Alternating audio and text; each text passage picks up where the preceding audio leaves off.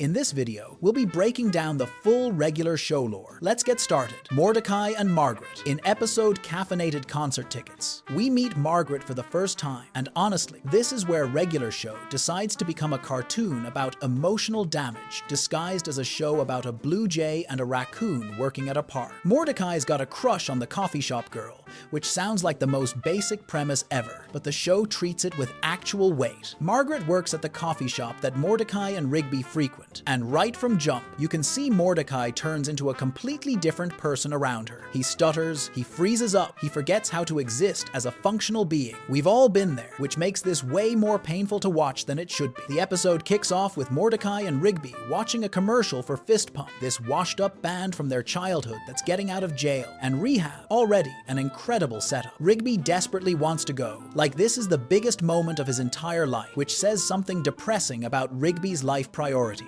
Mordecai's completely uninterested until Margaret mentions she's going to the concert. Then suddenly, Mordecai's the world's biggest Fist Pump fan. The transformation happens in about 3 seconds flat. Rigby immediately calls him out for being thirsty, because Rigby might be an idiot, but he can smell romantic desperation from a mile away. Here's where regular show does something smart with the romance angle. The show could have made Margaret some perfect dream girl who exists purely as a prize for Mordecai to win, but they gave her an actual personality. She laughs at terrible jokes, she's friendly to everyone, and she genuinely seems interested in Mordecai as a person. When she mentions going to the concert, she waves at him all casual and friendly, which sends Mordecai into full panic mode. The dude can't even form complete sentences. He's trying to ask her something, anything, and his brain just blue screens on him. Meanwhile, Rigby's making coffee puns and getting bigger laughs, which definitely fuels Mordecai's internal crisis about whether he has any game whatsoever. The whole concert ticket scheme becomes this metaphor for how far people will go to impress their crush. Mordecai and Rigby work overtime, doing every gross job at the park, cleaning toilets,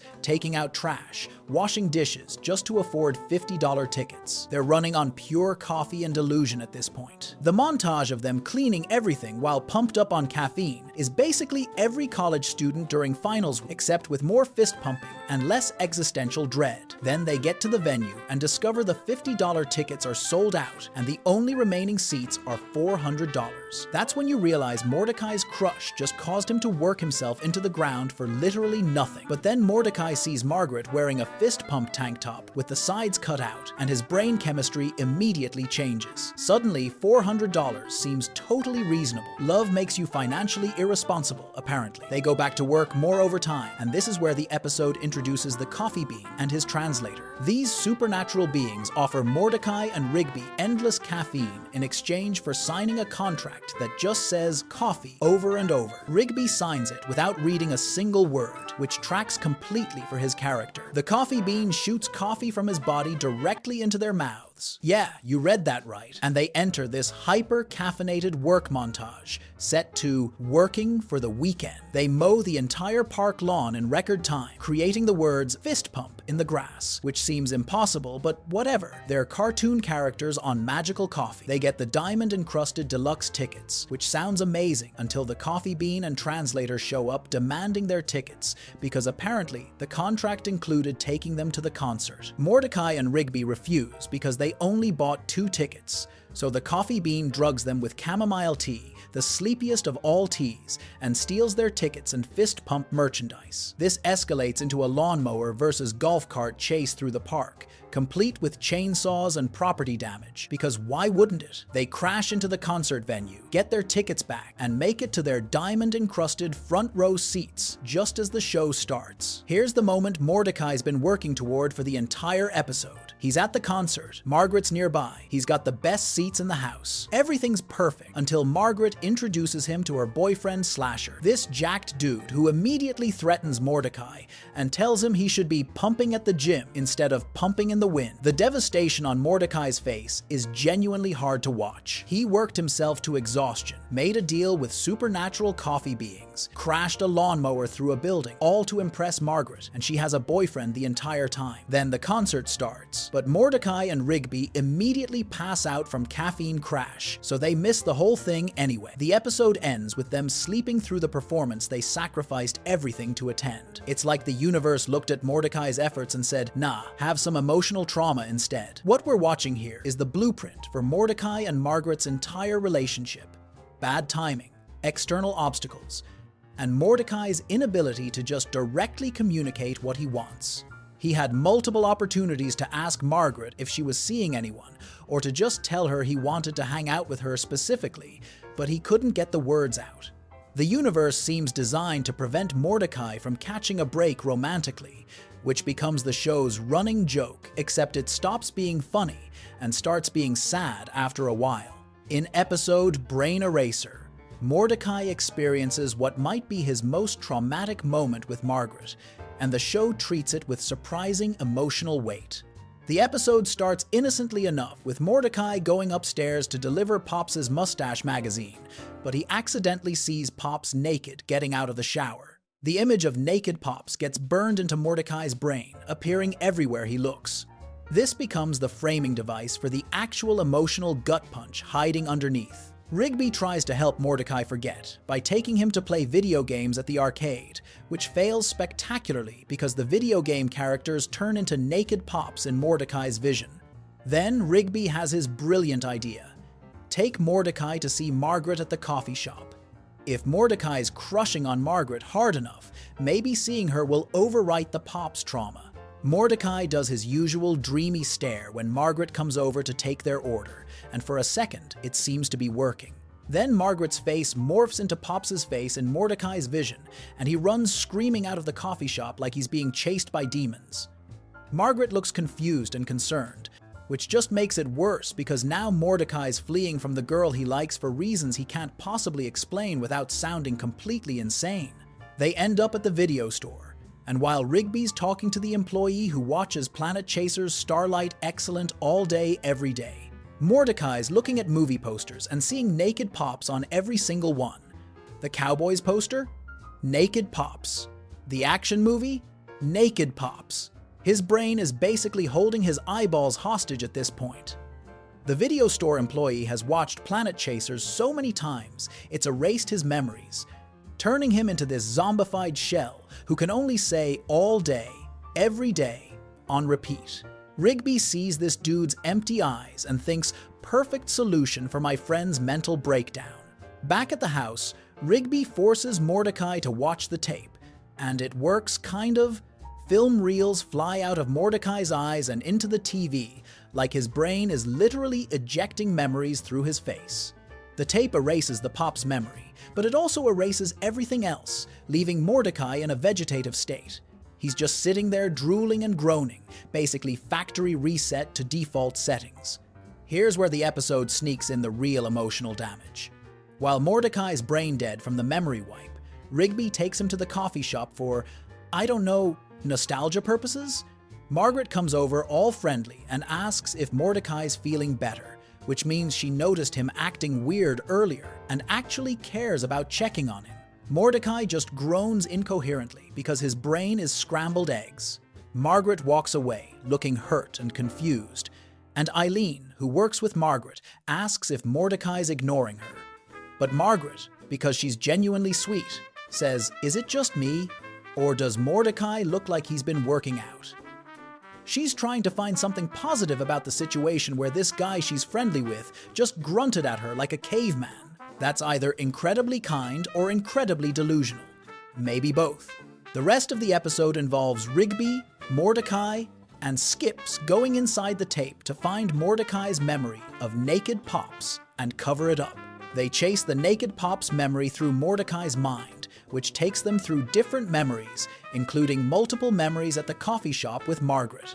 The episode reveals that Mordecai has extensive memories of Margaret stored in his brain, many of them involving her past boyfriends who were all really lame, according to Mordecai's internal monologue. They see memories of Margaret with this giant muscular boyfriend, which confirms that Margaret has a type, and Mordecai definitely isn't it.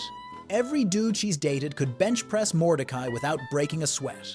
They eventually catch the Pops memory by covering it with a blanket, which seems way too simple, but whatever. Erase it and escape the tape. Mordecai wakes up with his memories restored, except for the naked Pops incident.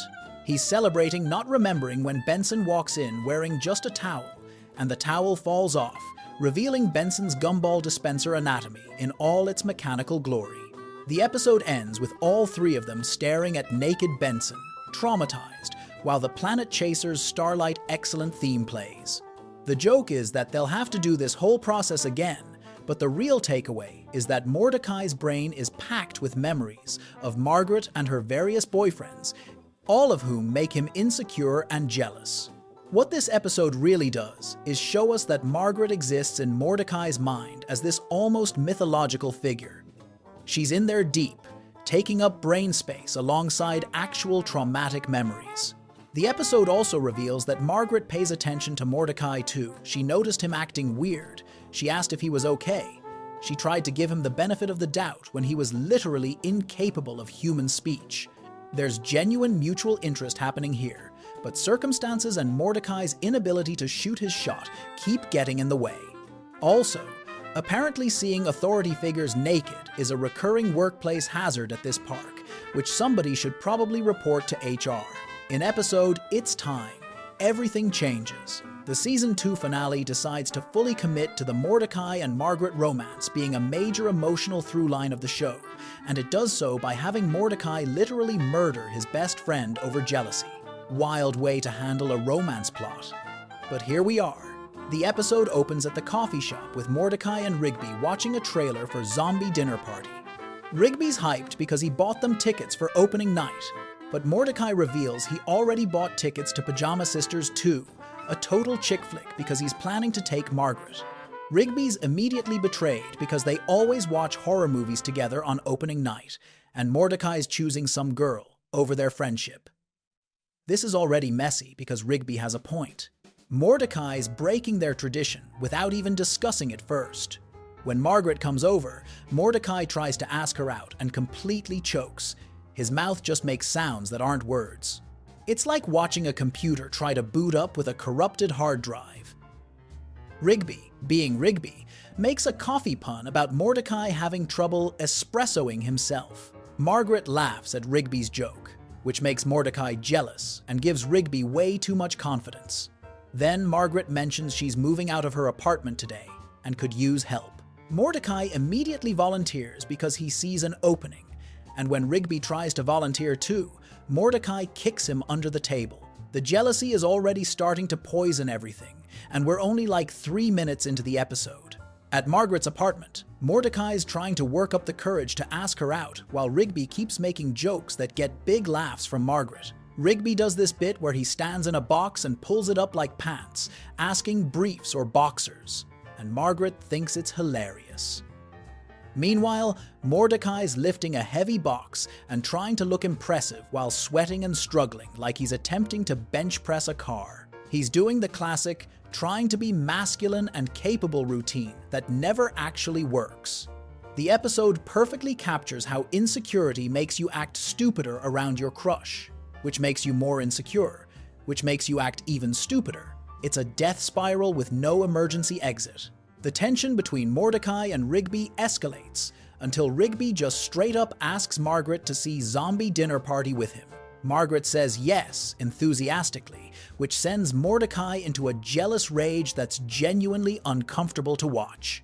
Mordecai tells Rigby to cancel the date, but Rigby refuses because Margaret laughed at his jokes and he's riding that high. Rigby keeps rubbing it in Mordecai's face, announcing countdown timers for his date like 3 more hours till my date, making out with the video game character to show how it's gonna go down, doing everything possible to twist the knife. Rigby's showing his immaturity here. He knows Mordecai likes Margaret, but he'd rather prove a point about Mordecai being jealous than be a decent friend. This leads to one of the show's most memorable and darkest sequences. Mordecai, consumed by jealousy, removes the battery from Rigby's watch so he can't tell what time it is and might miss his date. Then Mordecai hides every clock in the house, eventually throwing them all in the microwave and turning it on. The clocks melt into slag, which seems like a massive fire hazard, but that's the least of their problems. When Rigby tries to get them back, they fight, and Mordecai accidentally gets pushed into the microwave, which somehow teleports them both through time, because apparently that's what microwaves do when you destroy clocks inside them. While tumbling through this time vortex, they're screaming at each other about their actual feelings for the first time. Rigby yells that he just wanted to see a movie with his bro, who flaked on him for some girl who doesn't even know he exists. Mordecai screams that Rigby ruined his chance with Margaret by asking her out first. They're having this raw emotional confrontation while reality breaks apart around them, which is very on-brand for regular show's approach to dealing with feelings. Then Mordecai, in a moment of pure rage, says, "I'll kill you," and shoves Rigby. Rigby falls off the microwave into the void. His body disintegrates into dust. Rigby is dead. Mordecai killed his best friend over jealousy about a girl. The horror on Mordecai's face when he realizes what happened is genuinely affecting. He's screaming that he didn't mean it, begging for it to be undone, trying to go back, but Rigby's just gone. The show really commits to this moment. There's no joke, no wink at the camera, just Mordecai processing that his jealousy literally murdered someone he loves. Mordecai ends up at the end of time, where Father Time appears as this being made entirely of clocks. Father Time calls Mordecai out for his petty jealousy and shows him the truth hole. This hourglass that replays every moment from the episode where Mordecai acted jealous. Mordecai has to watch himself being insecure and petty and letting jealousy destroy his most important friendship.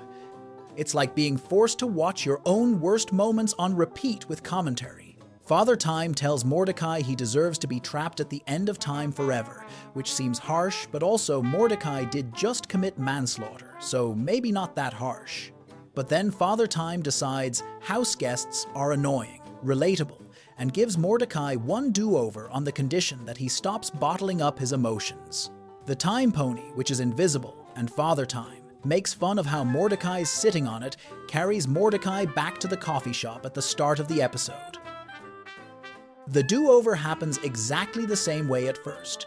Rigby shows the tickets. Mordecai mentions Pajama Sisters too. But this time, when Rigby asks if Mordecai wants to see Zombie Dinner Party, Mordecai says yes, immediately. He chooses his friendship over the possibility of maybe potentially asking Margaret out. Margaret comes over, and Mordecai tries a terrible coffee pun about having a latte on your plate that bombs completely. Rigby makes the same espresso joke that gets a big laugh from Margaret. Rigby starts getting cocky about making Margaret laugh, and you can see jealousy flash across Mordecai's face again like he's about to spiral. Then Rigby straight up asks Mordecai if he's jealous, and Mordecai, having just experienced murdering his best friend and being judged by Father Time himself, admits it. He says, "Maybe just a little bit." Those 5 words carry the weight of the entire episode. Mordecai's acknowledging his jealousy instead of letting it fester and explode. He's being honest with Rigby instead of passive-aggressive. He's choosing transparency over pride. That admission completely changes the trajectory. The Margaret kiss never happens in this timeline. Mordecai never tells her how he feels. The do-over specifically prevents Mordecai from pursuing Margaret at this moment because the show's saying the timing's wrong and Mordecai's emotional state is too messed up. You can't build a healthy relationship when you're this insecure and jealous. Mordecai needs to work on himself first, which is a surprisingly mature message for a show about a blue jay who works at a park and regularly encounters supernatural beings. What makes It's Time so effective is how it treats jealousy as something genuinely dangerous. Mordecai's jealousy literally killed someone. Yeah, Father Time reversed it. But the show made Mordecai experience the full weight of where his emotions were leading. Most cartoons would play this for laughs or resolve it with a quick apology. Regular shows said, "Nah, we're gonna show you exactly what unchecked jealousy looks like," and made Mordecai watch his best friend disintegrate because of his own actions. That's heavy stuff for a show that also features episodes about sentient video games and evil hot dogs. The pattern's now clear. Mordecai wants Margaret. Circumstances prevent them from getting together. Mordecai's own issues make things worse. The bad timing that started in caffeinated concert tickets continues here. Margaret's interested enough to agree to help move. She's friendly with Mordecai, but she's also friendly with Rigby and everyone else. Mordecai can't tell if she likes him specifically or if she's just nice to everyone. His insecurity about whether he's good enough, reinforced by memories of her jacked ex-boyfriends, makes him act jealous and weird, which makes him less attractive, which makes him more insecure. It's a feedback loop with no obvious exit. And the show's saying something interesting about male friendship here too. Rigby's being petty and vindictive, but his underlying complaint is valid. Mordecai's ditching him for a girl without even successfully asking the girl out first. Mordecai's so focused on Margaret that he's neglecting his actual relationship with his best friend. When Rigby says, "You flaked on me for some girl who doesn't even know you exist," he's expressing genuine hurt underneath the pettiness. The episode's resolution, Mordecai choosing the friendship, acknowledges that romantic relationships can't come at the cost of destroying everything else in your life. Section 2. Rigby and Eileen's introduction. In episode Diary, Regular Show drops the bomb that Eileen has a crush on Rigby, which gets revealed when Mordecai and Rigby are snooping through Margaret's diary like the upstanding citizens they are. Margaret's written about how Eileen's into Rigby, and when they read this, Rigby's reaction is pure, "Absolutely not. This information is incorrect. Delete this from reality." He can't process that someone like Eileen, smart, organized, has her entire life together, would be interested in him. The episode's really about Mordecai and Margaret, so Eileen's crush is more of a setup for later, but it's planting seeds that won't bloom for literal years. Rigby just files this under "weird things I'm pretending didn't happen" and moves on with his life. In episode Eileen's Birthday, we get the first real development of Rigby and Eileen's dynamic, and it's beautiful in how painfully awkward it is. Rigby doesn't want to go to Eileen's birthday party. He makes excuses. He complains to Mordecai. He treats the whole thing like a chore he's being forced to do against his will. Margaret basically has to drag him there because Eileen specifically invited him, and Rigby's acting like he's being sentenced to attend the world's most boring lecture about tax law. When Rigby shows up at the party, he's determined to have the worst time possible. He's got his arms crossed. He's scowling. He's radiating, "I don't want to be here." Energy so powerfully that it's almost impressive how committed he is to being miserable. Eileen's trying to be a good host, showing people around her place, talking about her interests. And Rigby's just standing there like a cartoon character who got transported to the wrong show and is waiting for someone to notice the mistake. Then Eileen mentions she's got an arcade set up in her place, and suddenly Rigby's entire attitude shifts. Because of course it does. Video games are his entire personality wrapped up in electronic circuits. The arcade scene is where everything changes for Rigby's perception of Eileen. Eileen challenges Rigby to a game, and Rigby assumes he's gonna destroy her because gaming is literally the one thing he's good at. What happens instead is that Eileen absolutely demolishes him, like total destruction, no mercy, complete and utter domination. She's doing combos Rigby didn't even know existed, pulling off moves that require actual skill and hours of practice. Rigby's getting his face rubbed in the digital dirt by someone he completely underestimated, and you can see his brain trying to recalibrate everything he thought he knew about Eileen. And here's where Rigby's character shows some actual depth. Instead of getting mad or defensive like you'd expect from someone as competitive as him, he's impressed. You can see it on his face this exact moment where Rigby realizes Eileen's actually cool.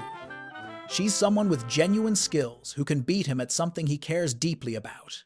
That's attractive to Rigby in a way he doesn't quite understand yet, because Rigby's emotional intelligence is roughly equivalent to a potato's. What's great about this episode is how it uses the video game competition as a metaphor for romantic compatibility that actually makes sense. Rigby needs someone who can match his energy and compete with him. Someone who won't just let him win to spare his feelings, or get frustrated and give up when he's being difficult and annoying. Eileen proves she can hang with him on his level while also being objectively better than him at things, which is exactly the kind of dynamic Rigby needs, even if he doesn't have the self-awareness to realize it yet.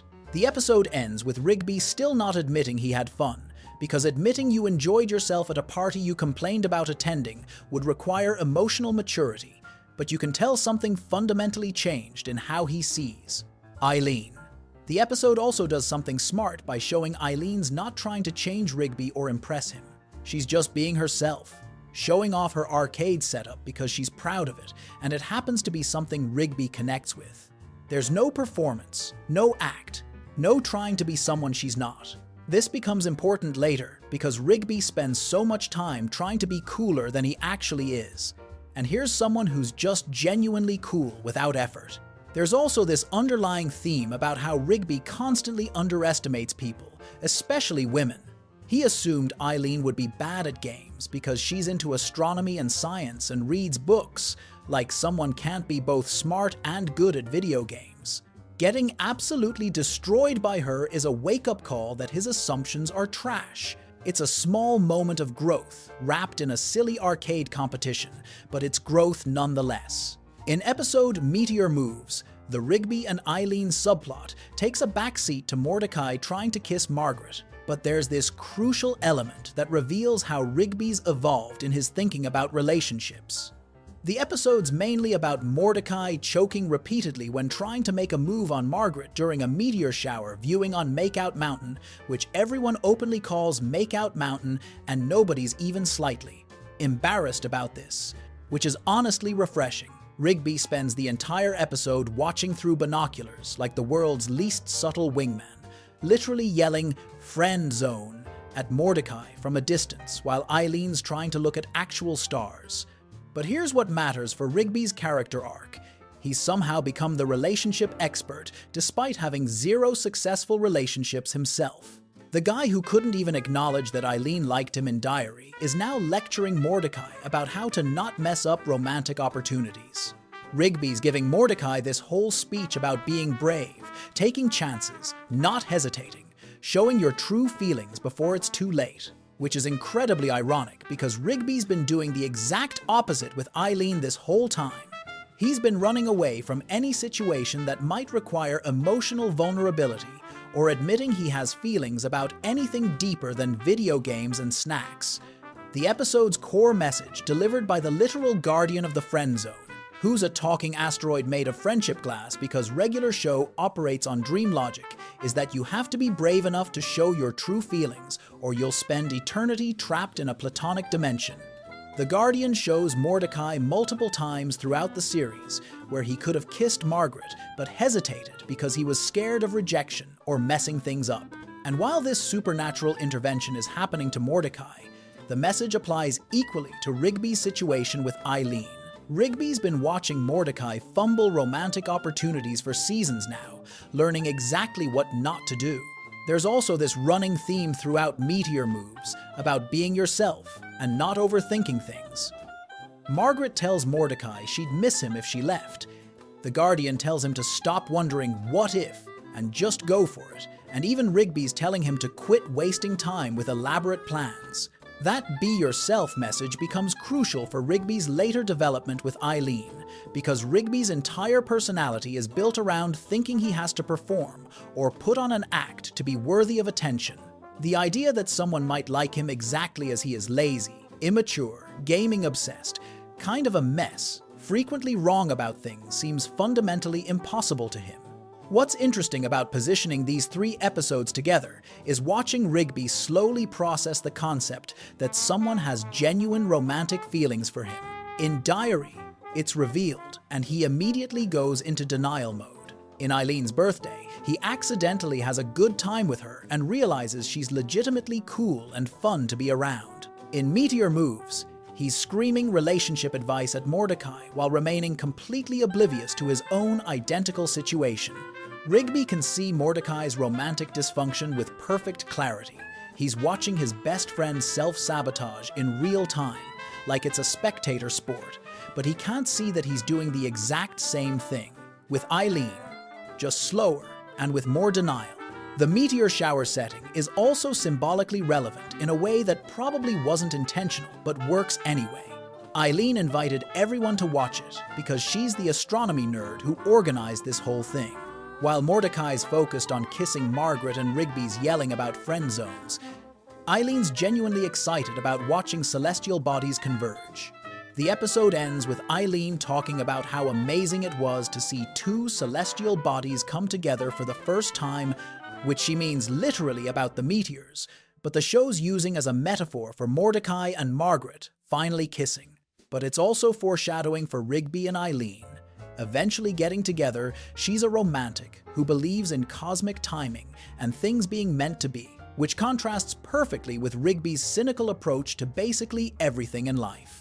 What these 3 episodes do collectively is establish Eileen as patient, genuinely skilled at things Rigby cares about, nerdy in the best possible way, and authentically interested in Rigby, despite him giving her approximately 0 reasons to be interested. She sees something in him that he doesn't see in himself, which is either incredibly optimistic or slightly concerning, depending on your perspective. Meanwhile, Rigby's going through this glacially slow realization that maybe Eileen's not just some girl who inexplicably has a crush on him. Maybe she's actually someone he genuinely enjoys being around when he's not too defensive to admit it.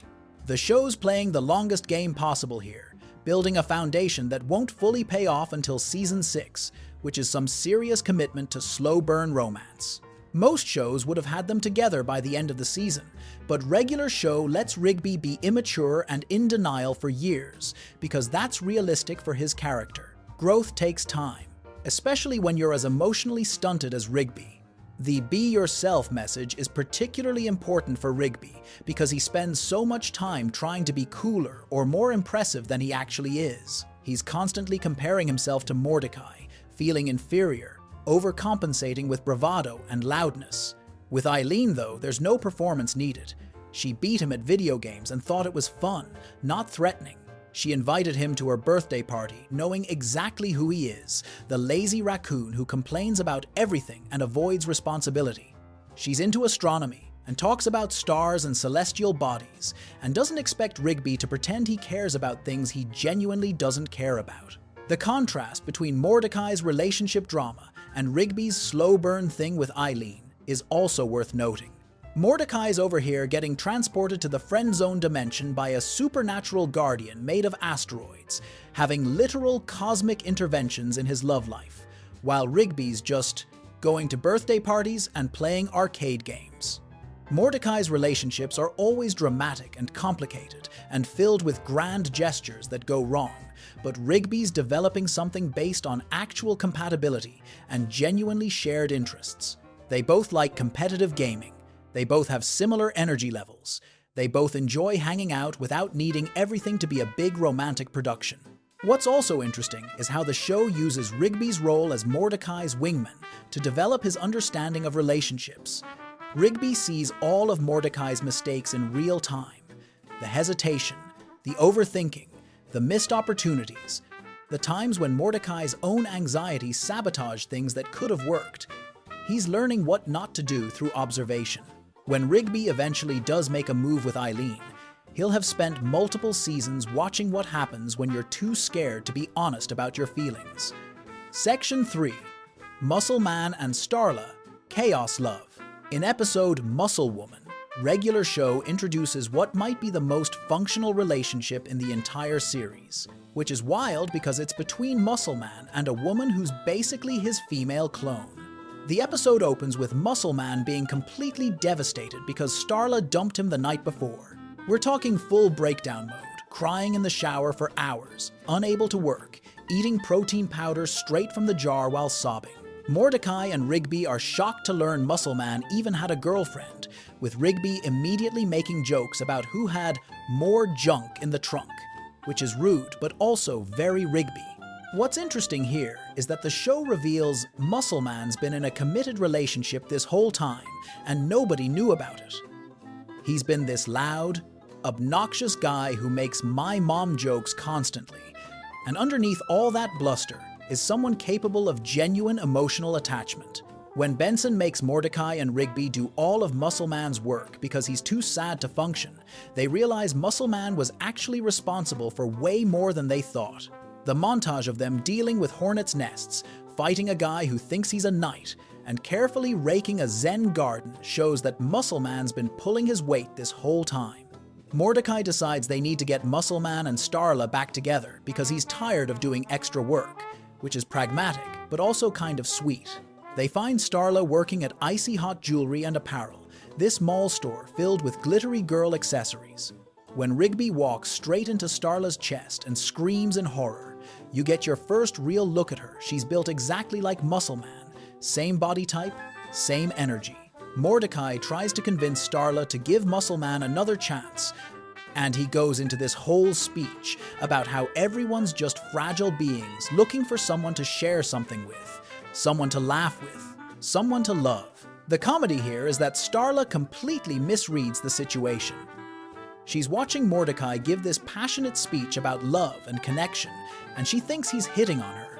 She sees him in this romanticized filter with stars and everything, completely ignoring that he's talking about Muscle Man. When Mordecai realizes Starla's into him, he's absolutely disgusted. Rigby suggests Mordecai should date her and then dump her so she'll run back to Muscle Man, which is a terrible plan, but somehow Mordecai agrees to it. What follows is a montage of Mordecai suffering through dates with Starla. They eat tacos and she spits food at him. She rides past while he's working and blows him a kiss that he has to duck to avoid. They go to a baseball game and end up on the kiss cam, with Mordecai fighting her off while she tries to kiss him. The absolute worst moment is at the beach when Mordecai sees that Starla has 3 names tattooed on her back. Muscle Man, crossed out. Steve, crossed out. And Muscle Man again, crossed out. The 4th name, Mordecai, isn't crossed out yet, which sends him running in terror. When Mordecai finally dumps Starla at the coffee shop, he tells her straight up that he doesn't like her and they shouldn't see each other anymore. Starla takes it about as well as you'd expect, which is to say she transforms into a giant rage monster and starts destroying everything. She grows to kaiju size, causes earthquakes, throws trees like javelins, and literally destroys a news helicopter by throwing a boulder at it. The reporter dies on screen, which is darker than you'd expect from a show about park workers. Muscle Man finally emerges from his shower when his trailer gets ripped in half. He's wearing just a towel, and he sees Starla in her giant rage form, attacking Mordecai and Rigby. Mordecai begs Muscle Man to talk to her, to say something from the heart. Muscle Man's first attempt is pathetic. He mumbles that he thinks she's foxy when she breaks things. But then Mordecai tells him to speak from his heart, and Muscle Man actually does it. He tells Starla he understands. She's upset, that when he looks at her, he sees someone fragile and vulnerable deep down, someone who has feelings. That someone is him, Mitch Sorenstein. The reveal that Muscle Man's real name is Mitch is hilarious, and Rigby immediately laughs at it, but the moment's genuinely sweet. Muscle Man admits he's been devastated since she left, that she's the light of his life, the fire that burns in his heart. He asks if she'll be his muscle woman, and Starla transforms back to normal size and runs to him in slow motion. They collide into each other and immediately start making out, which Mordecai and Rigby find disgusting. But the episode makes it clear these two are perfect for each other. What Muscle Woman does brilliantly is show that Muscle Man and Starla work because they're exactly the same. They're both loud, both obnoxious, both physically similar, both shameless about their affection. There's no pretense, no trying to be someone they're not, no game playing. When they're together, they're completely themselves, and that's all they need. The episode contrasts this with Mordecai's romantic struggles. He's always overthinking, always worried about saying the wrong thing, always trying to be impressive. Muscle Man just exists as himself and found someone who loves him for exactly that.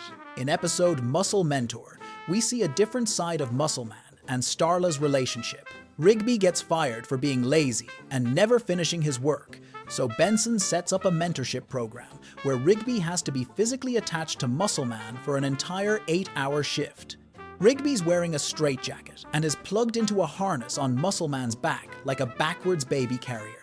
Muscle Man calls him Rig Baby the entire time, which is both hilarious and humiliating. The mentorship itself is brutal. Muscle Man makes Rigby carry fertilizer bags while standing directly in the sun for maximum suffering. He teaches lessons like stay calm, stay cool, and never quit, but he's really just torturing Rigby to prove a point about commitment and follow-through. Muscle Man threatens to pull the ripcord on Rigby's straitjacket multiple times, which would result in Rigby getting fired permanently. The whole episode is about Rigby learning that finishing what you start matters, even when it's miserable. What's relevant for Muscle Man and Starla's relationship is a throwaway line where Muscle Man talks about keeping his baby soft skin soft for his lady. He's putting sunscreen on himself while forcing Rigby to stand in direct sunlight, which shows that even during this intense mentorship, Muscle Man's thinking about Starla. He cares about looking good for her, about taking care of himself for her. That level of consideration, small as it is, shows that their relationship has depth beyond just being loud and gross together. The episode ends with Rigby passing the mentorship by refusing to quit, even when Muscle Man's literally drowning him in a lake. Rigby brings Muscle Man back from the brink of death by pounding on his chest, and Muscle Man's first conscious words are congratulating Rigby for passing. Then Muscle Man validates Rigby's effort by telling Benson that Rigby's good to go. Throughout the entire torturous day, Muscle Man was actually teaching Rigby something valuable about commitment and never giving up, which are the exact qualities that make his relationship with Starla work. In episode Stake Me Amadeus, we get the Muscle Man and Starla subplot alongside Mordecai's disastrous dinner with Margaret. The episode opens with a montage of Mordecai and Margaret being happy together, looking at clouds, visiting aquariums, riding bikes, taking photo booth pictures, kissing on a Ferris wheel. Everything seems perfect. Meanwhile, Muscle Man and Starla are planning their own fancy dinner at the same restaurant.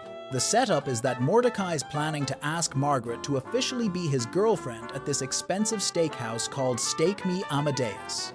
He's saved up special restaurant currency called Amadeus dollars by trading favors with everyone at the park. Rigby gives Mordecai his Amadeus dollars too, telling him to use them well and showing that prospect he talked about earlier. Everything's set for the perfect romantic evening. Then things go sideways when it turns out Pops bought counterfeit Amadeus dollars from a street vendor, and the FBI shows up to arrest everyone. The cops think Mordecai and the entire park crew are running a counterfeiting ring. Pops admits he's the one who bought the fake money from some guy in a hat, and Mordecai strikes a deal if he can catch the real counterfeiter and prove it. Everyone goes free. The whole thing becomes a sting operation with Mordecai and Rigby wired up to catch the criminal. The counterfeiter turns out to be the animatronic bear from the Capicola gang that Mordecai and Rigby fought in a previous episode. He survived being shot by the police and has been planning revenge ever since. His elaborate scheme involved creating thousands of fake Amadeus dollars, selling them to Pops, and waiting for Mordecai and Rigby to use them so he could lure them into a trap. It's an incredibly convoluted revenge plot that involves cheap steak as bait, which is both ridiculous and weirdly fitting for regular show's logic. When the bear reveals himself and pulls out a rifle, chaos erupts. The entire park crew shows up with guns because the FBI deputized them for the sting operation. The rest of the Capicola gang Louie, with his robot arm and the duck with an eye patch, also appear with weapons. Everyone's pointing guns at everyone else in this Mexican standoff at a fancy steakhouse. Then someone drops a plate, the sound breaks the tension, and an absolutely massive shootout begins. During the gunfight, while bullets are flying and tables are exploding, Mordecai tries to ask Margaret to be his girlfriend. He's dodging gunfire and telling her that the last few weeks have been the best of his life, that nobody makes him happier than she does. It's romantic in the most absurd way possible, confessing love while automatic weapons are going off in the background. But then Margaret shows him an acceptance letter from her dream school, and everything falls apart. She tells Mordecai she really likes him and what they have is special, but she can't pass up this opportunity. She can't be his girlfriend because she's leaving. Margaret runs out crying, and Mordecai's left heartbroken in the middle of a literal battlefield. Everyone stops shooting to watch her leave, and there's this moment where even the criminals feel bad about what just happened.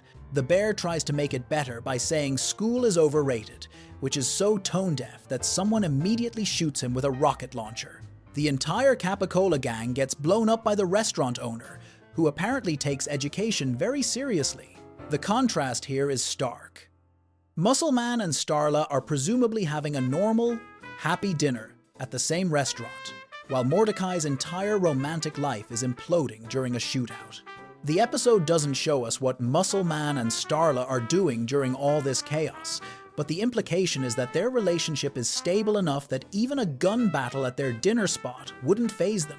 They're probably just eating steak and being gross together, while FBI agents and animatronic bears are having a firefight 50 feet away. In 150-piece kit, Muscle Man makes a comment about how Heir to the Throne got me through high school, which reveals something interesting about his character. Muscle Man's this seemingly shallow guy who makes crude jokes all the time, but he has depth. He connected with music during a formative period of his life. He's capable of emotional attachment to art, to bands, to Starla. When the famous band shows up at the park and Benson claims he played their legendary drum solo, Muscle Man's one of the people most excited about it. What's notable throughout all these episodes is that Muscle Man and Starla's relationship is presented as the most functional one in the show, despite being the loudest and most obnoxious. They never have communication problems because they communicate constantly. They're always yelling, always expressing exactly what they're feeling. They never worry about being too much because they're both too much in the exact same ways. When Muscle Man's heartbroken, he's openly heartbroken.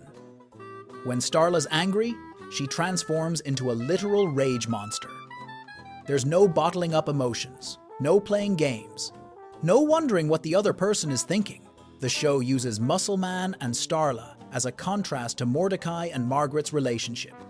Mordecai's always overthinking, always worried about timing, always second-guessing himself. He can't just be direct about his feelings. Meanwhile, Muscle Man literally wears a tattoo of Starla's name across his chest. When they're apart, Muscle Man shuts down completely. He can't work, he can't function, he just cries in the shower for hours. That's vulnerability on a level Mordecai struggles to reach even after seasons of character development. What makes their relationship work is total acceptance. Starla knows exactly who Muscle Man is, the "my mom" jokes, the gross habits, the obnoxious personality, and she loves him anyway. Actually, she loves him because of those things. She's the same way. When Muscle Man tells her she's foxy when she breaks things, it's weirdly sweet because he's appreciating something most people would find terrifying. When she transforms into a kaiju and destroys half the park, his response is to say he loves it when she destroys property. They're perfectly matched in their chaos. The show also uses their relationship to explore commitment. Muscle Man's committed to Starla in a way that's almost old-fashioned. He's devastated when she dumps him. He doesn't try to play it cool or act like he doesn't care. His entire identity seems wrapped up in being Starla's boyfriend. When he gets her back, he carries her off into the sunset, like they're in a romance movie, except they're both making out loudly and being gross about it. Starla's equally committed.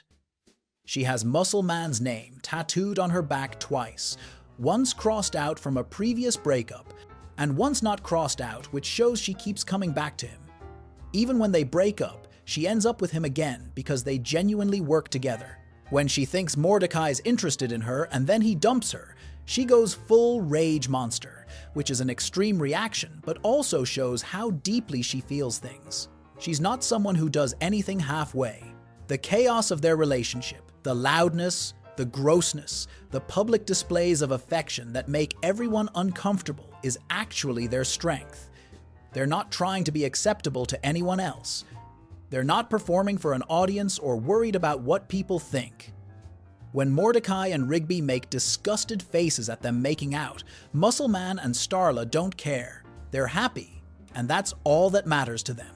What's also interesting is how their relationship develops in the background of other people's drama. While Mordecai's spiraling about Margaret, while Rigby's learning to be vulnerable with Eileen, Muscle Man and Starla are just consistently together. They're the stable couple that everyone can count on to be exactly who they are. When someone needs relationship advice, Muscle Man can give it because he's actually in a functional relationship. When Rigby needs to learn about commitment, Muscle Man can teach it because he's genuinely committed to Starla. The show treats their relationship with surprising respect despite making it comedic. Yes, they're loud and gross and obnoxious, but they're also genuinely in love. The episode where they reconcile doesn't undercut their emotions with jokes, it plays their reunion completely straight, slow motion run and all. The show's saying that love doesn't have to look a certain way to be valid. Muscleman and Starla's love is chaotic and loud, and makes other people uncomfortable, but it's real and it works for them. By the end of the series, Muscleman and Starla get married, and it's presented as a totally natural progression of their relationship. They've been endgame since their introduction. There's no will they won they, no dramatic breakups beyond that first one, no love triangles. They found each other, recognized they were perfect matches, and committed to that. It's the simplest relationship arc in the show, and somehow the most satisfying because it's built on total honesty and acceptance. And if you're enjoying the video so far, subscribe to our channel. Section 4. Mordecai and Margaret Complications. Episode Picking Up Margaret hits different because this is where everything starts falling apart in the best and worst way possible. Margaret needs a ride to the airport for her university interview, and Mordecai volunteers immediately because he's Mordecai and he can't help himself when Margaret's involved. She makes him promise no bets, no craziness, just a simple ride to the airport. Mordecai agrees, genuinely meaning it this time, and you can tell he's trying to be the reliable person Margaret needs. The whole simple ride plan goes sideways immediately when Mordecai has to pick up Benson's car from downtown. He ends up walking through 7th Street, which turns out to be controlled by the Wickets, this absolutely unhinged street gang whose entire identity revolves around croquet equipment and hating cell phones. Their leader confronts Mordecai for using his phone, and when Margaret calls to confirm their plans, the Wickets surround him and start threatening violence over basic telecommunications. The absurdity of getting threatened by a croquet gang while trying to help your crush get to the airport is peak regular show energy. Mordecai is trying to have this normal conversation with Margaret about pickup times while the Wickets are literally forming a circle around him, holding mallets and wickets like weapons. When Margaret asks if he's in trouble, Mordecai lies and says everything's fine, which is technically true if you ignore the gang of sports equipment enthusiasts who want to murder him. Mordecai makes it to the mechanic's shop to get Benson's car, but Raymond refuses to hand it over because only the owner can pick up the vehicle. Rules are rules, apparently, even when someone desperately needs to help their friend catch a flight. Benson gets on speakerphone and starts arguing with Raymond about job legitimacy, which somehow summons the Wickets again. They start chanting for Mordecai to put his phone away, appearing everywhere in the shop like a horror movie, and Raymond has to use a flamethrower to hold them off while Mordecai escapes with Benson's car. Margaret's waiting at the main building, and when Mordecai pulls up, she's freaking out because she got her flight time wrong. Instead of leaving at 9:30, her plane departs at 6:30, giving them 15 minutes to reach the airport. Margaret asks if Mordecai can drive fast, and he looks in the rearview mirror to see the Wickets pursuing him in vehicles. His response is perfectly deadpan. Not a problem. The chase scene that follows is legitimately intense. The Wickets ram Benson's car repeatedly, spray paint Wickets on the side, smash the mirrors, steal Margaret's phone, and crush it. Margaret's trying to call the police. Mordecai is trying to keep them alive, and the Wickets are hammering the vehicle from all sides like they're trying to tenderize it. When Margaret asks what's happening, Mordecai admits those guys want to kill him for using a cell phone, which is objectively the dumbest reason to die in a car chase. Margaret's understandably furious because this was supposed to be simple. No bets, no craziness, just a ride. And instead, she's in a vehicular combat situation with a gang whose aesthetic is angry country club members with hammers. She starts questioning whether Mordecai lost a bet or hijacked the car from some Argyle, wearing crime lord, showing that she's learned to expect chaos from Mordecai even when he promises otherwise. But here's where Mordecai actually comes through. They're surrounded by the Wickets, getting hammered from every direction, and Mordecai doesn't panic. He drives through a closed road, ramps off a truck, and causes the Wickets to crash into a giant cell phone billboard in the most ironic death possible for a gang that hates phones. Mordecai pulls off this insane stunt, kills an entire street gang through creative driving, and gets Margaret to the airport with seconds to spare. They rush through the terminal with Margaret riding a luggage cart, and she barely makes her flight. The gate's already closed, but the attendant reopens it after Margaret begs. Mordecai helps with her bags, and suddenly they're having this moment where romantic music starts playing in the background. Margaret apologizes for doubting him, tells him he's always there for her, says there aren't many people she can say that about. Mordecai is trying to play it cool while his brain is probably screaming. Margaret turns to leave, stops, comes back, and kisses Mordecai directly on the mouth. Just goes for it. No build-up, no warning, just a full romantic airport kiss before boarding her plane. Mordecai stands there completely shocked, traumatized by unexpected affection, and watches her leave. She waves goodbye, boards the flight, and Mordecai's left processing what just happened. He walks out of the airport and starts celebrating like he won the lottery. He's jumping in joy, shaking random strangers, living his best life. We Are the Champions plays in the soundtrack like Mordecai just conquered the universe. And then he sees Benson's car getting towed away, covered in graffiti and damage, and reality comes crashing back down. The car's destroyed. The wickets are dead. Margaret's gone to her university interview, and Mordecai's standing there with no way to explain any of this to Benson. What makes this episode devastating in retrospect is that it feels like progress. Margaret kissed him. Margaret actually kissed him after years of bad timing and missed connections. Mordecai thinks he's finally made it, that everything's coming together, that his persistence paid off. But Margaret's leaving for university, potentially for good, and that kiss might be a goodbye instead of a beginning. The show skips forward after this, and when we catch up with Mordecai again in Maxon and Relaxin', he's dating CJ. That's right, Mordecai's moved on. Or at least appears to have moved on, and is in a functioning relationship with someone else. The episode's about Mordecai taking CJ to meet his parents, specifically his mom, who used to embarrass him in front of girls during high school. CJ wants to meet his family because they've been dating for a few months, which means significant time has passed since the Margaret airport kiss. Mordecai's terrified because his mom has a history of ruining his romantic life. The flashback shows teenage Mordecai trying to study with Daphne Gonzalez. And his mom bursts in with snacks, starts dancing, talks about keeping Mordecai regular with prunes, and films everything on video camera. Daphne runs away immediately, and every girl Mordecai brought home afterward got the same treatment. His mom would overshare, make everything weird, and document Mordecai's embarrassment for posterity on a tape called Morty Moments. When Mordecai and CJ visit his parents, Mordecai tries to avoid his mom entirely. He calls his dad, asking if there's a time when mom won't be home, basically attempting to hide CJ from his own mother because he's that worried about embarrassment. His dad refuses to lie to his wife of 25 years, but Mordecai shows up anyway, hoping to grab his old mixtapes and leave before mom gets home. Mom comes home anyway because dad told her Mordecai was bringing a new sweetie, and she immediately starts being extra. She rearranged her workout schedule specifically to meet CJ. She's made special dinner.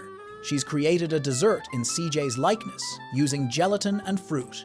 When Mordecai sees the gelatin sculpture of CJ's face, he has a minor breakdown trying to hide evidence of his mom's intensity.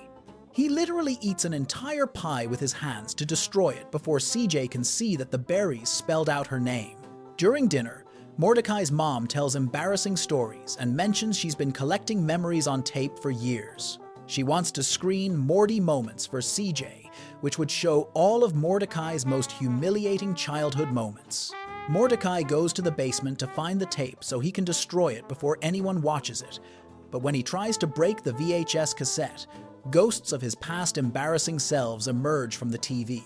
The ghosts are versions of Mordecai from his worst moments, getting tangled in a slip-end slide, playing saxophone in marching band when his pants fell down, playing Peter Pan in a school play when his harness gave him a wedgie.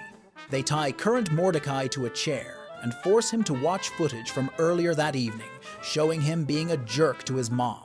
They replay moments of Mordecai telling his mom to be normal, of him looking embarrassed by her efforts, of him treating her kindness like an inconvenience. The ghost versions of Mordecai make him realize something important: his mom's actually cool. After he got stuck in the diving slide as a kid, she took him out for the biggest sundae he'd ever seen. When the saxophone got lodged in his throat, she found a good doctor. When his rocket ship underwear ripped during the Peter Pan play, she hunted for weeks to find him a replacement pair. Every embarrassing moment was followed by his mom doing something genuinely caring and supportive.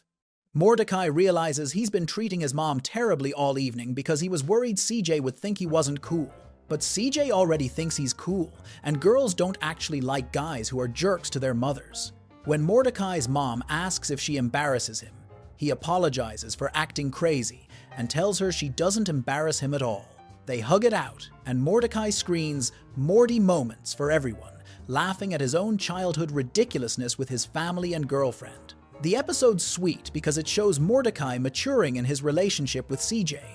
He's not hiding things, not playing games, not trying to be someone he's not. CJ says watching Morty moments is way cooler than any mixtape, and she means it. The episode ends with everyone laughing together, and Mordecai seems genuinely happy. His relationship with CJ is functional, healthy, and based on honesty rather than years of pining and missed connections. But then sad sax happens, and everything from Maxon and Relaxon falls apart immediately. The episode opens with Mordecai depressed in the snow, flashing back to kissing Margaret under mistletoe at a Christmas party and watching CJ run out the door. Apparently, there was a holiday party, mistletoe was involved, and Mordecai kissed Margaret in front of CJ, which is objectively the worst possible scenario. Mordecai meets CJ at the coffee shop to apologize. He brings gifts a giant candy shaped like a butt that says, "Sorry I'm such a butt," and a mixtape where all the songs are apologies. CJ seems ready to forgive him if he can swear there's nothing going on with Margaret. Mordecai swears it's all in the past, that the mistletoe kiss didn't mean anything, that he just wants things to go back to how they were before. They're holding hands, about to reconcile, when Mordecai's phone rings. The ringtone is the song from Butt Dial, Mordecai's personal romantic song with Margaret, and a selfie of Mordecai and Margaret appears on screen. CJ goes from calm to enraged in 2 seconds. She's screaming about the custom ringtone, calling Mordecai a jerk, and running out of the coffee shop. Mordecai's left sitting there, having destroyed his second chance with CJ because Margaret called at literally the worst possible moment. Mordecai encounters Sad Sax Guy, this mysterious figure who plays melancholy saxophone music on bridges and claims to understand women. Sad Sax Guy offers to help Mordecai win CJ back, and Mordecai's desperate enough to accept. What follows is a montage of increasingly terrible advice.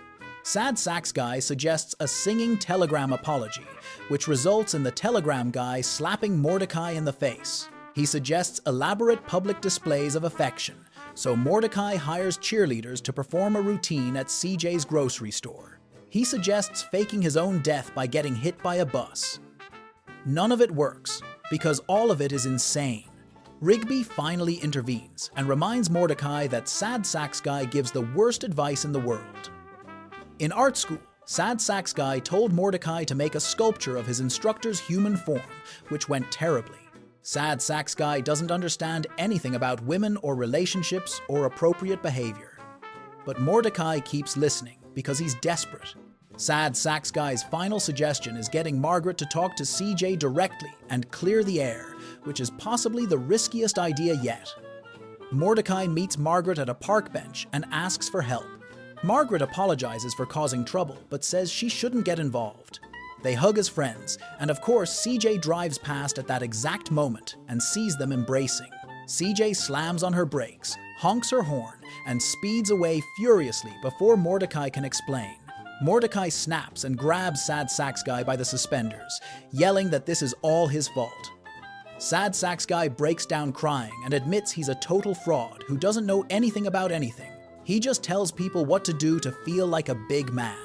He doesn't even know how to play saxophone except for one song his mom forced him to learn.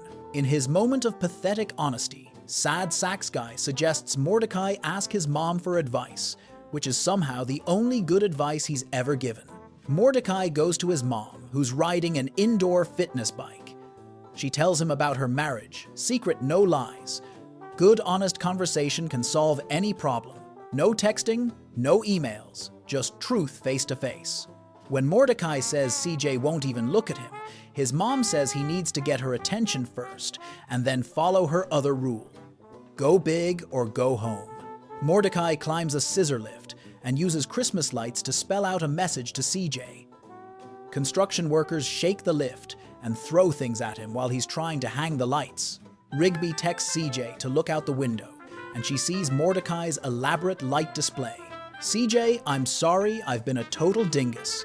I want to make things right. Can we please talk? With angry and happy faces of CJ. She smiles. Mordecai lets go of the lift, and the construction workers beat him up while sad sax guy plays dramatic saxophone from a rooftop.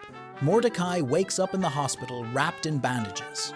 CJ's there because Mordecai put her down as his emergency contact, which she calls a nice trick. She tells Mordecai they need to clear the air and asks directly what's going on with Margaret. No more weirdness, no candy, no teddy bears.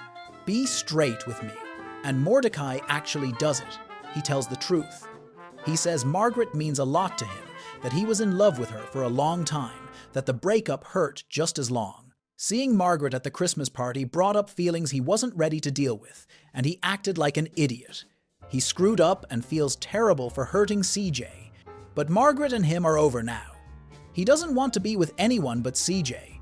CJ thanks him for being honest and says they can give it one more shot. There's mistletoe above the hospital bed, and CJ lifts the bed so they can kiss underneath it. Sad sax guy watches from the window on the scissor lift, satisfied that his one good piece of advice worked. The episode ends with Mordecai and CJ back together, and it feels like maybe this time things will actually work out. What's interesting about this arc is how it shows Mordecai's pattern of self-sabotage. He gets Margaret to kiss him at the airport, but she leaves for university. He moves on and starts dating CJ, building something real and functional. Then Margaret appears again at a Christmas party, and Mordecai can't help himself. He kisses her under mistletoe with his girlfriend watching, destroying everything he built with CJ. It takes elaborate stunts, terrible advice, hospital visits, and brutal honesty to fix what he broke. The show's making a point here about emotional availability and timing. Mordecai spent years pining for Margaret when she wasn't interested. When she finally kissed him, she immediately left for school, and he had to move on. He found CJ and built something good, but he never fully let go of Margaret. That unresolved history became a bomb waiting to explode, and it nearly destroyed his relationship with CJ permanently. By the end of Sad Sax, Mordecai's made his choice. He tells CJ that Margaret and him are over, that he wants to be with CJ. But that lingering question, did he really mean it? Or was he just saying what CJ needed to hear, hangs over everything? The complications aren't fully resolved.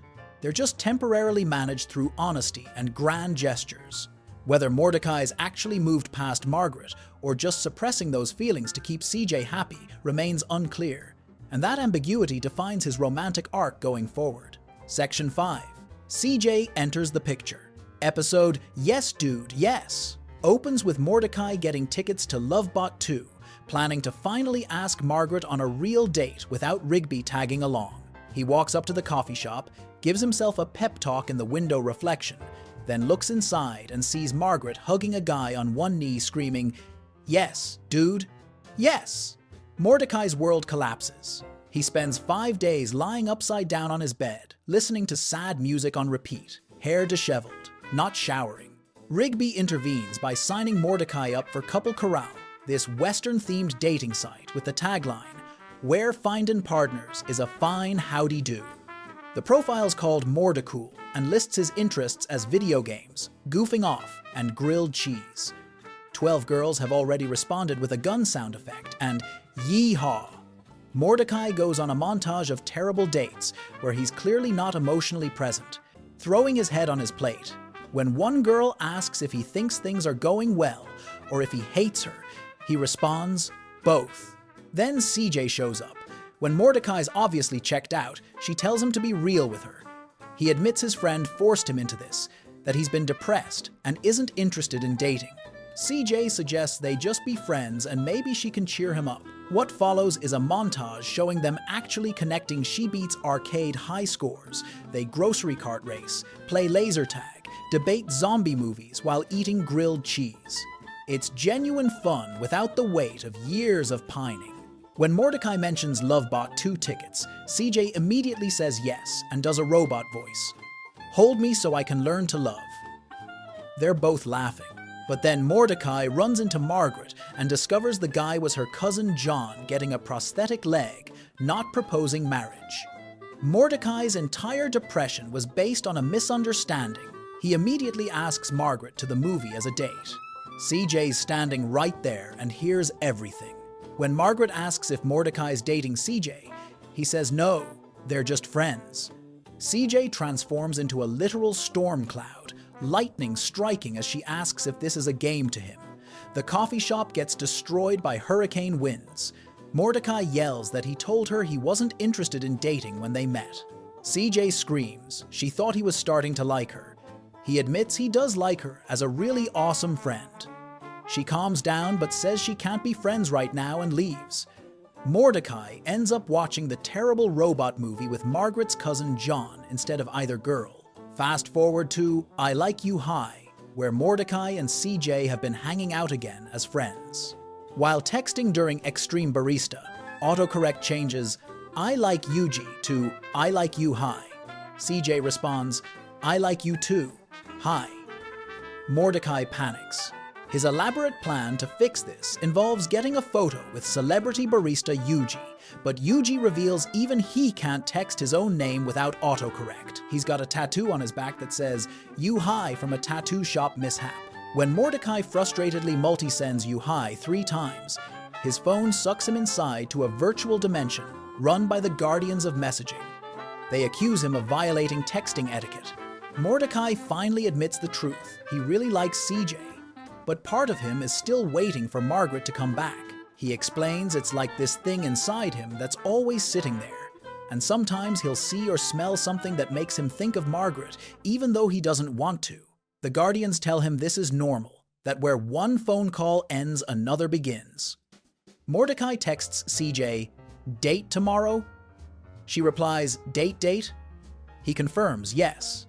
She sends a winky face, then immediately clarifies, that means yes. Don't misinterpret it, showing she's also anxious after their previous disaster. Mordecai says he's tired of pulling a Mordecai. Eileen flat screen ends with news footage showing Margaret reporting from a mall. It's good to be back in town. Margaret's returned from university right as Mordecai's committed to CJ. 1,000 chopper flight party brings everything crashing down. Mordecai gets invited to Frank Smith's celebration of his 1,000th helicopter flight. CJ volunteers at a river cleanup so Mordecai can go without awkwardness, trusting him completely. Mordecai promises to bring her cake. At the party, Frank announces there's one extra helicopter seat and gives it to Mordecai, calling him family regardless of Margaret. In the helicopter, Margaret asks why Mordecai's being weird when they're at this celebration and can't they just have fun like they used to. They start laughing together. CJ shows up early from the cleanup and sees them laughing in the circling helicopter. The chopper jerks, making Mordecai fall into Margaret's lap. CJ transforms into a storm cloud and attacks the helicopter, nearly killing Frank and Denise, who fall out into their pool. Margaret grabs an air horn and screams that Mordecai's telling the truth. They're just friends because she has a boyfriend. Del Hanlon, the weekend sports anchor, arrives and waves. Mordecai looks devastated learning Margaret moved on. CJ realizes she destroyed everything over nothing and runs away crying. The episode ends with Mordecai holding ruined cake while soft music plays over the wreckage. CJ's defining trait is emotional intensity manifesting as literal weather. She feels everything deeply and doesn't hide it like Mordecai does. The relationship seemed healthier initially because they connected naturally as friends first, but Mordecai's unresolved Margaret feelings keep sabotaging everything. And don't forget to subscribe to our channel. Section 6. Rigby's emotional growth. While Mordecai's drowning in romantic disasters across multiple seasons, Rigby's quietly building something real with Eileen. The difference between their approaches is night and day. Mordecai overthinks everything until it explodes, while Rigby just lets things happen naturally. Back in Eileen Flat Screen, Rigby volunteers to install Eileen's prize TV as a surprise when she gets home from work. This is the guy who used to blow off basic responsibilities to play video games. He's now planning thoughtful gestures, keeping spare keys to water her plants when she travels for dance competitions, and genuinely caring about her living situation. When Rigby discovers Eileen's terrible roommate Joanne uses Eileen's hand towels to dry her butt and won't let Eileen near the TV, he's genuinely angry on her behalf. The episode shows Rigby's grown past needing constant validation from Mordecai. When Mordecai questions why they're always hanging out without him, Rigby points out that Mordecai and CJ are constantly together doing their thing. He's found someone who actually wants to spend time with him, doing normal activities like attending Renaissance fairs and buying utility whips together. This matters because Rigby's spent years as Mordecai's sidekick, always second place, always the screw-up who needs supervision. With Eileen, he's just himself. Lift with your back crystallizes Rigby's frustration with being taken for granted. Mordecai keeps ditching work to hang with CJ, making Rigby cover for him constantly. When Muscleman jokes that without Mordecai, Rigby's totally useless, everyone laughs. Even Mordecai doesn't defend him, just says Rigby's fun and his friend, but pointedly avoids the word useful. Rigby lists everything he's done, helped Mordecai get girlfriends, let him borrow time machines, returned sweaters, and realizes Mordecai never even thanked him. Rigby quits and gets a job at a moving company run by Manny, who forces employees to lift with their backs instead of their legs. The entire operation's designed to destroy spines. Rigby endures brutal physical labor and develops a literal six-pack on his back from improper lifting technique. Every night, Eileen massages his mangled, ropey back at the coffee shop. She's the one providing emotional support, while Mordecai keeps calling, asking for more favors. When Eileen suggests Rigby quit because it's a toxic work environment, Rigby refuses. He needs to prove he's useful independent of Mordecai. This dynamic shows how Eileen sees Rigby clearly. She recognizes he's got heart, tells him so, and supports his decisions even when they're questionable. She's not trying to fix him or change him, she just wants him around. That's radically different from how everyone else treats Rigby, constantly calling him lazy or irresponsible, or the reason things go wrong. Merry Christmas, Mordecai demonstrates Rigby's emotional growth through one simple gesture. At Eileen's Christmas sweater party, Rigby gives Eileen a mistletoe disco ball. It's perfect, festive, weird, exactly the kind of thing she'd love for her holiday decorations. Eileen's thrilled, saying it's just what she needed. This gift required thought.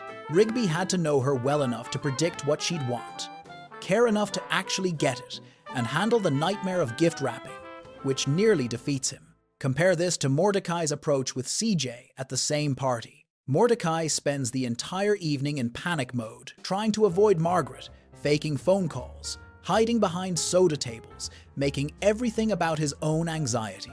When things inevitably blow up, CJ's left devastated, while Mordecai's still processing his own feelings. Mordecai brings chaos. Rigby brings thoughtful gifts and genuine care.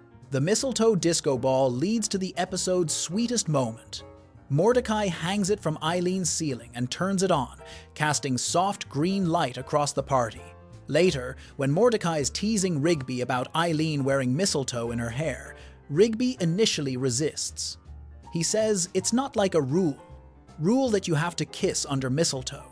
Mordecai makes chicken noises until Rigby finally kisses Eileen on the cheek. Eileen blushes. Rigby seems satisfied with himself, like he wanted to do it anyway and just needed the excuse. This moment's significant because it's public. Everyone at the party can see. Rigby's not hiding his affection or playing it cool.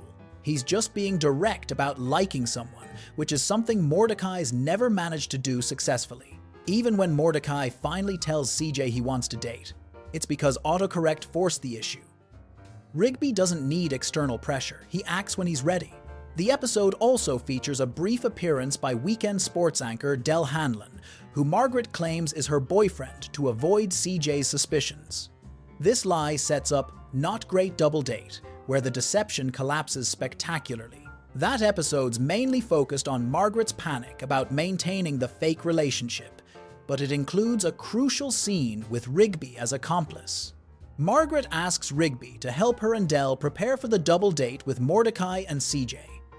They meet at a nondescript coffee shop where Rigby sits out of the light like a detective, creating this absurd film noir atmosphere.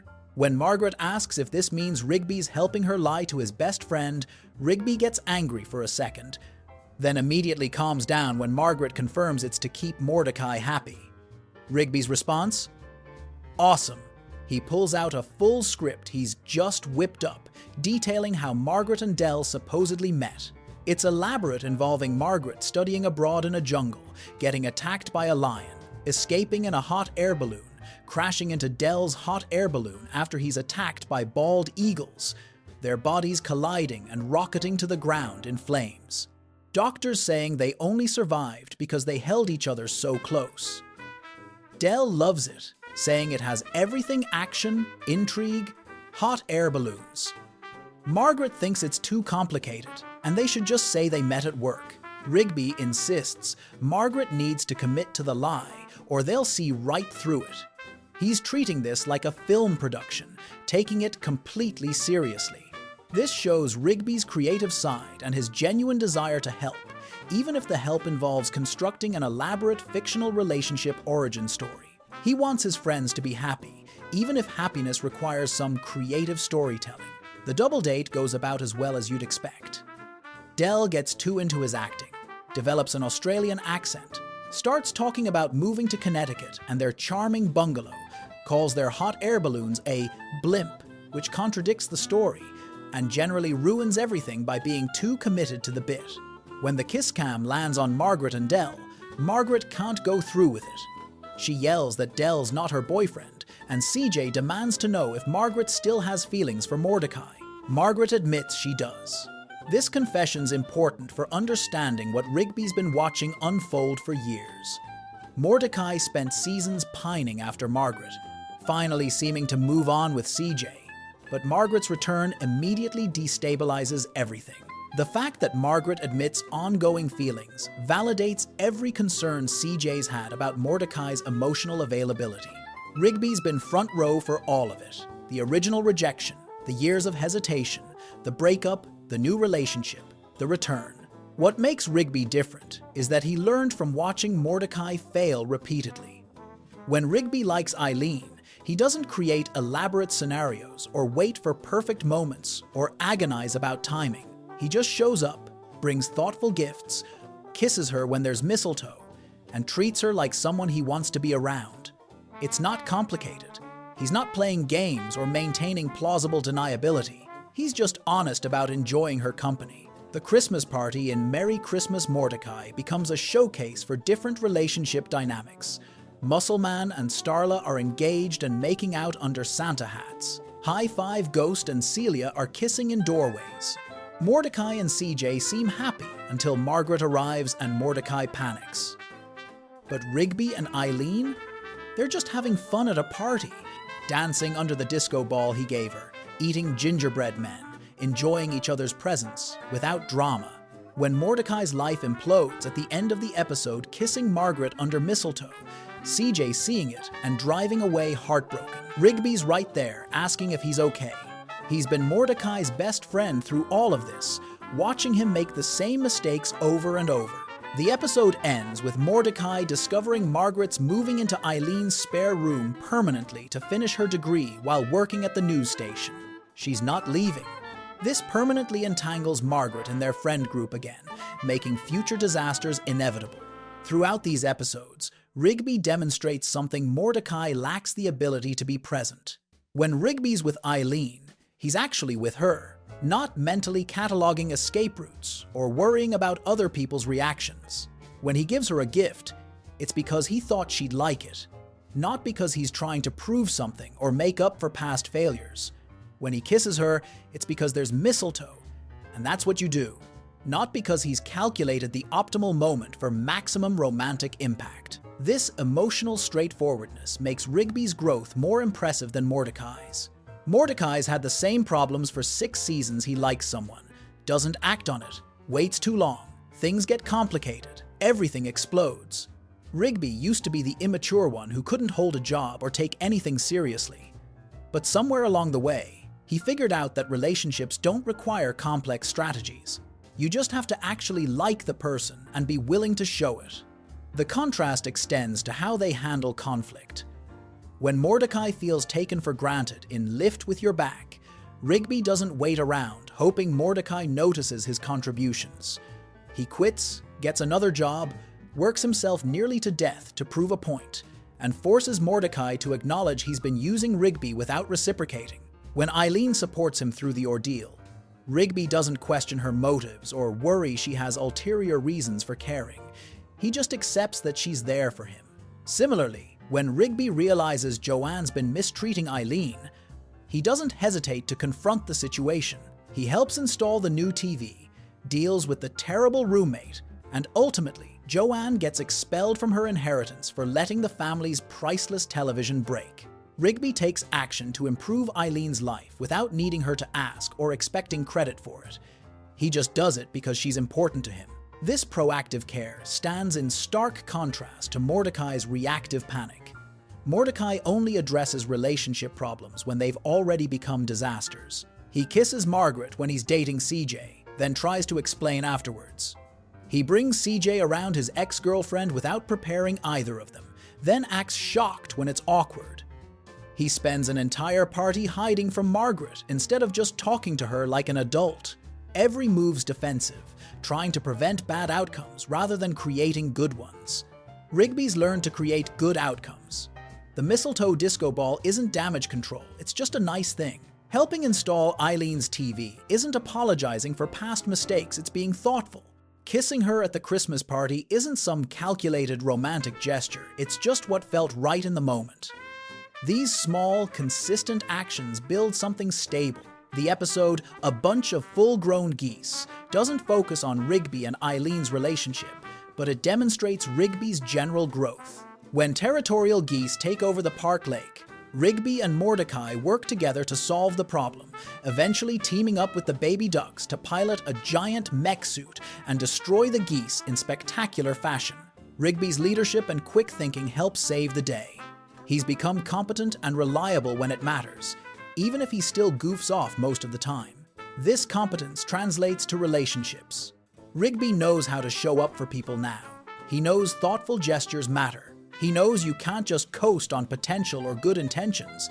You actually have to do things. These lessons took years to learn, watching Mordecai fumble repeatedly while Rigby himself struggled with basic adulting. But by season 6, Rigby's figured out what Mordecai still hasn't. Relationships require vulnerability and follow-through. The Christmas gift moment encapsulates this growth. Rigby fighting with wrapping paper, tape sticking everywhere, making a complete mess, but still getting the present wrapped and delivered. Still caring enough to try. Still wanting to make Eileen happy, even when it's difficult. That's emotional maturity. Not being perfect, but caring enough to keep trying anyway. When Eileen lights up the Christmas lights on her sweater and says the party's tonight, when Rigby jokes Feastie VVE, there's this casual comfort between them. They've built something real through years of friendship that's slowly becoming more. There's no dramatic declaration or tearful confession, just two people who genuinely like each other, spending time together, being honest about their feelings in small, manageable ways. This gradual approach creates stability. While Mordecai's relationships combust spectacularly, Rigby's building something that might actually last. He's not rushing into anything or forcing feelings that aren't there. He's just letting things develop naturally, being present and thoughtful, showing Eileen she matters through consistent small actions rather than grand romantic gestures that ultimately mean nothing. The irony is that Rigby, the shorter, less conventionally successful friend who never graduated high school and barely holds down his groundskeeper job, has figured out relationships better than Mordecai ever has. Not because he's smarter or more attractive or has better opportunities, but because he learned to be emotionally honest and present. He stopped playing games, stopped worrying about looking cool, and started just being himself around someone who accepts him completely. Section 7. The Love Triangle Crisis. The Christmas kiss destroyed everything. After Mordecai accidentally kissed Margaret under the mistletoe disco ball while CJ watched, the relationship entered a state of permanent damage control. CJ drove away heartbroken, leaving Mordecai standing in Eileen's driveway holding ruined cake. The worst part? Margaret wasn't leaving. She'd moved into Eileen's spare room to finish her degree while working at the news station. The girl Mordecai spent years pining after was now permanently woven into his daily life. In Dumped at the Altar, we see where things stand after Christmas. Mordecai and Rigby are sitting on the house steps at sunrise drinking big soda. Rigby asks how things are with CJ now that Margaret's admitted she has feelings for him. Mordecai says it's pretty weird, that he hasn't seen CJ much because she's had friends visiting out of town, and they haven't really had a chance to talk about stuff. When CJ calls, their conversation is painfully awkward. They exchange stilted pleasantries about what's up and when she's getting to Muscle Man's wedding. Rigby watches this disaster and asks what Mordecai's gonna do. Mordecai says he doesn't know. It's fine. Rigby looks concerned, but lets it drop. The episode reveals Rigby and Eileen have been secretly dating for months, complete with matching bracelets. Rigby didn't tell Mordecai because they didn't want to shove our happiness down your throat too much. Mordecai insists he's happy too, everything's fine, but Rigby sees through it. He tells Mordecai he deserves to be happy too and should go with his gut for once. Rigby points out his own life rules because he never thinks things through. He adds that relationships don't need to be complicated. He and Eileen have been dating for months and Mordecai never even noticed. Daddy Issues happens before the wedding and shows CJ trying to move forward. At Cheezer's restaurant, CJ makes a hole-in-one at their mini golf challenge, winning the grand prize. CEO Chaz Melter offers her entry into the Putterpalooza tournament, with a prize being a Cut the Cheezers card that lets you skip restaurant lines for life. CJ initially refuses, saying she doesn't like mini golf, but Rigby begs her because he hates waiting in line. Mordecai adds it'll be really fun. Think of all the time they'll save. At practice, CJ reveals her dad is Carl Putter, world champion mini golf pro. Growing up with a legend father was tough. He never let her win, was a sore winner, and constantly pushed her beyond her limits. The final straw came at the junior championship when CJ tried playing it safe for second place. Her dad yelled that second place is just the first loser, that she's gotta go all or nothing. Young CJ snapped and bent her putter in half. Carl blamed the putter, saying it's not the putter's fault she played bad. That was the last time CJ played until winning at Cheezer's. Carl shows up at the Putterpalooza uninvited after hearing from Chaz about CJ entering. He's signing autographs for fans when CJ storms up asking what he's doing there. Carl says he wants to see if she still has the chops to come in second place to her old man. When Mordecai introduces himself as CJ's boyfriend and says what Carl's doing isn't cool, Carl mocks him. He bets the only trophies Mordecai ever won were for crying since he's so sensitive. The crowd goes, "Ooh!" CJ gets angry and enters her name on the roster. Carl does the same, saying another first-place victory for Carl Putter. The tournament montage shows them tied. Chaz announces sudden death putt-off where both play at the exact same time. First to miss loses. The putt hut magically transforms into a massive course with live crocodiles, gophers, and a volcano.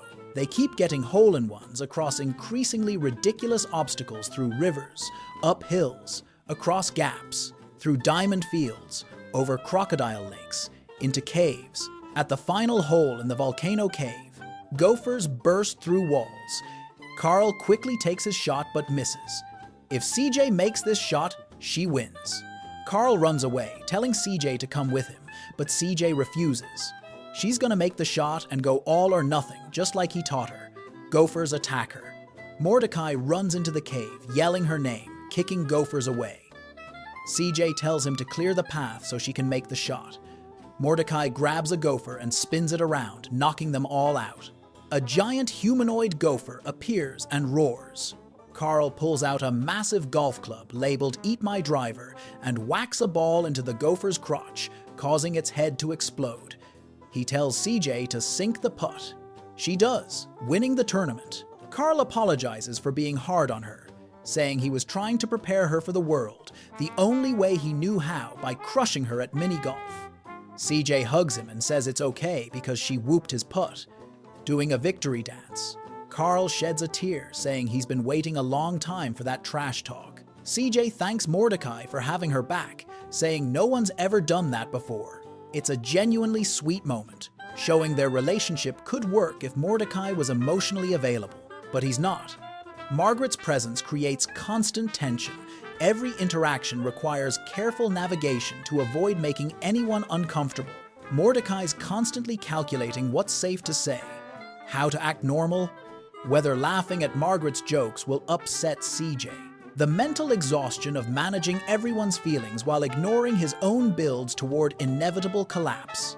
At Muscleman's wedding in Dumped at the Altar, everything falls apart spectacularly.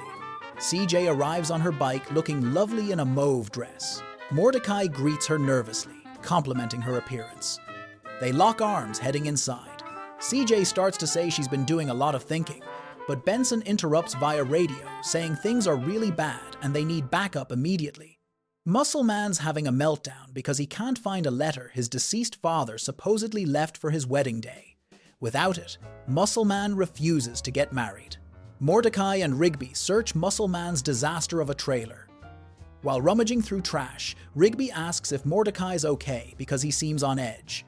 Mordecai insists he's fine. He's with CJ. They're happy. It's good. Rigby doesn't buy it. He asks what Mordecai's gonna do. Mordecai gets slightly irritated, saying, "What's to decide? He's with CJ. They're happy. It's good. Just leave it." Then Mordecai dismissively asks what Rigby would know about relationships anyway. Rigby visibly struggles to keep quiet before loudly confessing that Eileen and he are dating, have been for months, and they have matching bracelets. Mordecai's shocked. Rigby explains they didn't want to shove their happiness down Mordecai's throat, but Eileen told him not to brag. Mordecai insists he's happy too. Everything's fine. Rigby says he knows Mordecai and thinks he should go with his gut for once. He points out he never thinks things through and his life rules. Relationships don't need to be complicated. They find the wedding letter from Muscle Dad just in time. At the ceremony, Pops is officiating. When asked if he takes Starla as his wife, Muscleman panics and says he can't. He's sorry, but this is the biggest moment of his life, and he can't go through without talking to his dad.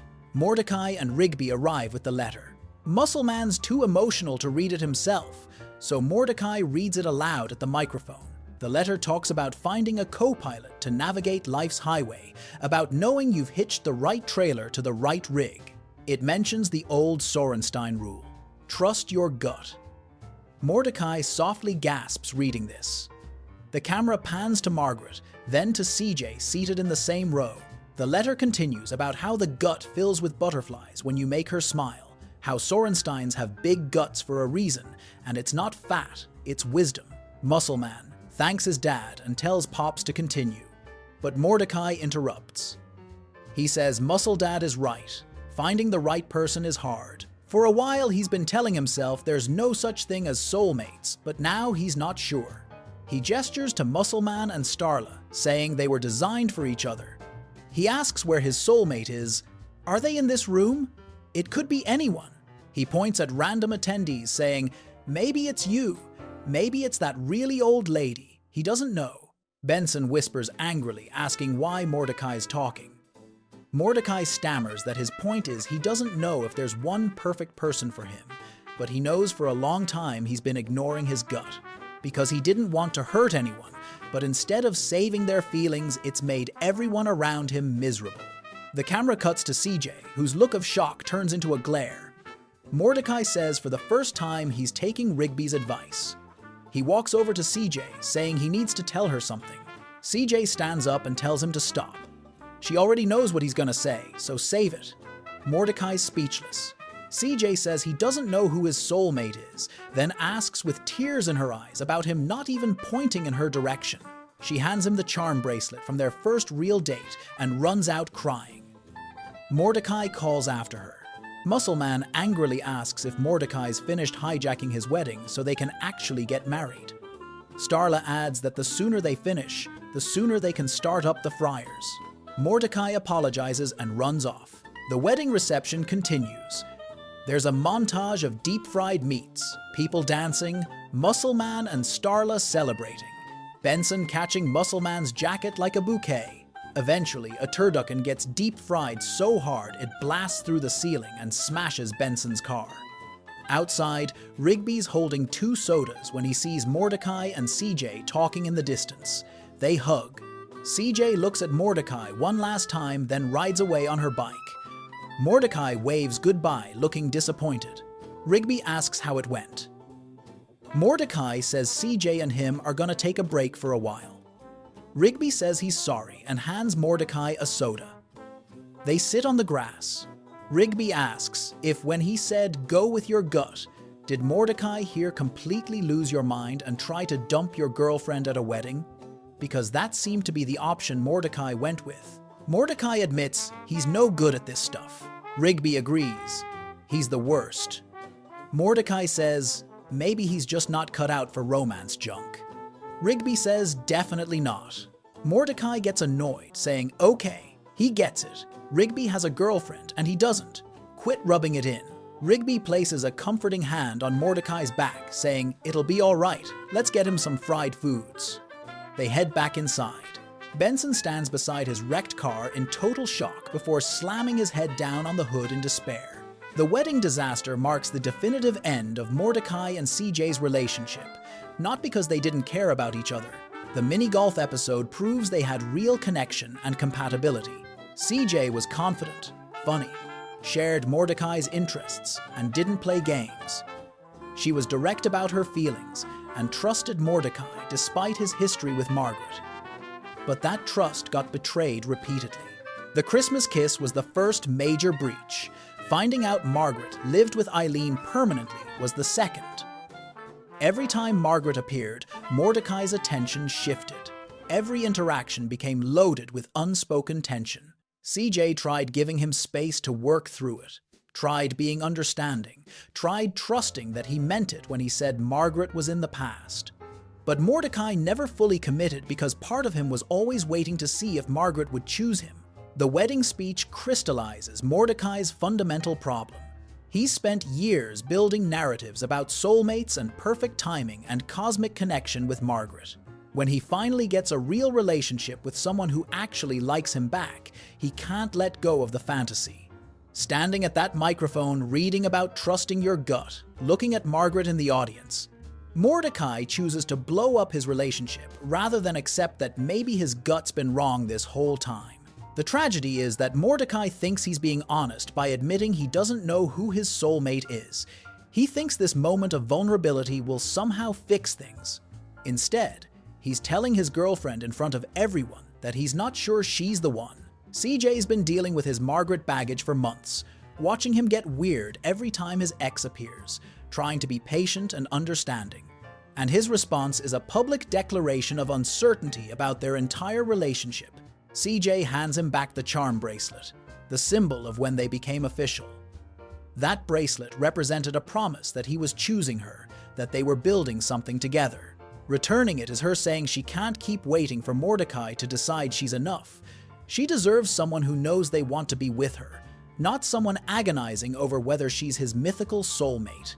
The episode also contrasts Mordecai's disaster with Rigby's success. While Mordecai publicly humiliates his girlfriend at a wedding, Rigby's been quietly building a stable relationship for months. He's secure enough that he didn't need to announce it or make a big deal. He just enjoyed being with Eileen without overanalyzing every interaction. The matching bracelets, which Rigby proudly shows off when he finally reveals the relationship, represent the opposite of Mordecai's returned bracelet. Rigby and Eileen are committed. Mordecai and CJ are over. The scene of CJ and Mordecai talking after the reception, then hugging goodbye as she rides away, is genuinely sad. There's closure here, a mutual acknowledgement that this isn't working. CJ's not exploding into a storm cloud or destroying property. She's just tired. Tired of being second choice. Tired of managing Mordecai's emotional unavailability. Tired of wondering if every interaction with Margaret will trigger another crisis. She deserves better, and she knows it. Mordecai's left sitting on the grass with Rigby, contemplating whether he's cut out for romance at all. Rigby's jokes about Mordecai being the worst are affectionate but honest. Mordecai's relationship pattern has been consistent for 7 seasons, like someone, don't act on it, wait too long, things get complicated, everything explodes. With CJ, he actually got the relationship, actually had someone who chose him back, and he still found a way to sabotage it because he couldn't let go of what might have been with Margaret. The wedding setting makes Mordecai's breakdown even more pointed. Muscle Man and Starla are celebrating commitment. They found each other and knew immediately they were meant to be together. No games, no hesitation, no agonizing over whether someone else might be better.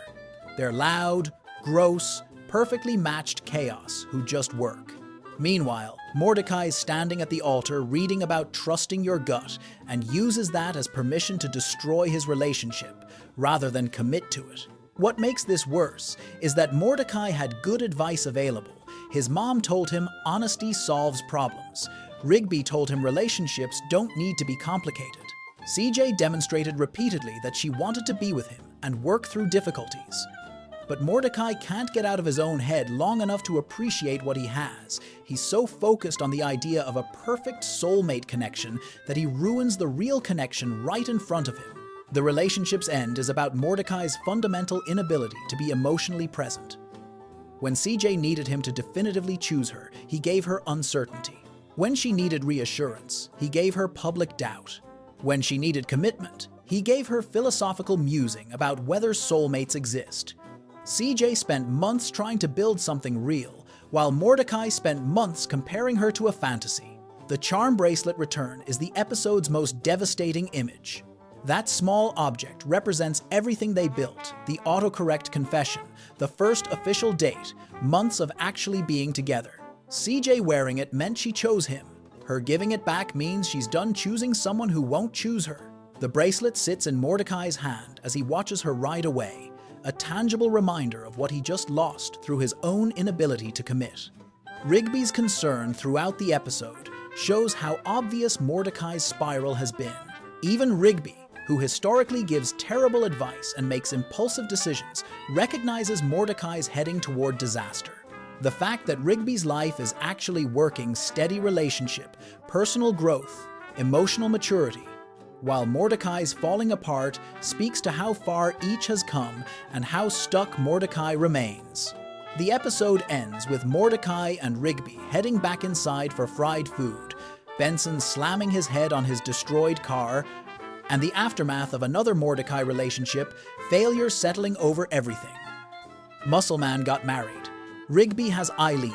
Mordecai has nothing but the knowledge that he's not cut out for romance, and maybe never was. The love triangle that's defined seasons of the show finally collapses under its own weight, leaving casualties and unanswered questions about whether Mordecai will ever figure out how to actually be with someone. Before we continue the video, remember to subscribe to our channel. Now let's continue the video. Section 8. Season 7, Moving Forward. After the wedding disaster, Season 7 becomes about everyone finding their footing. The love triangle is over.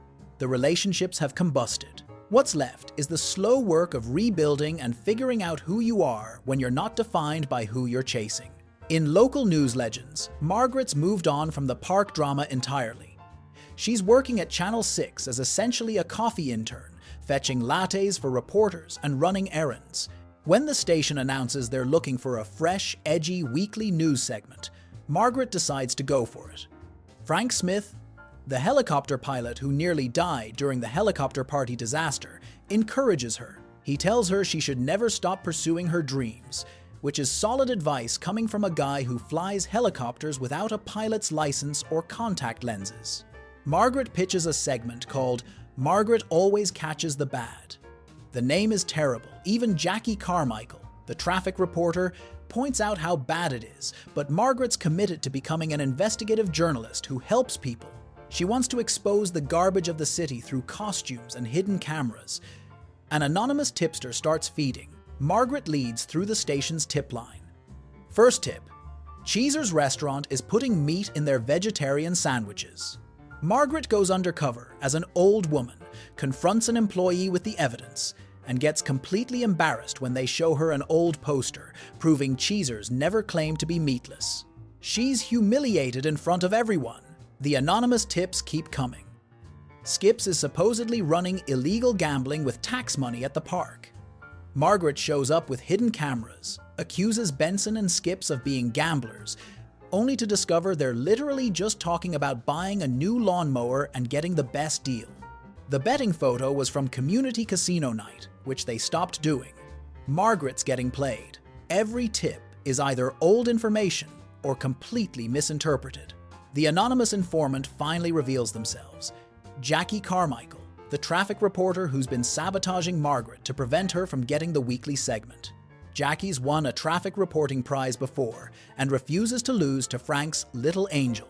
During a chase sequence where Jackie pursues Margaret's news van, Frank shows up in Helicopter 6 and fires a missile at Jackie. It goes through Jackie's chest, but Jackie regenerates because Jackie's actually a robot from the future sent back in time to destroy local news, because in the future, local news is the great defect of their utopian society. Jackie argues that newscasts are just people reading things off the internet on air, that it's delaying humanity. Margaret refuses.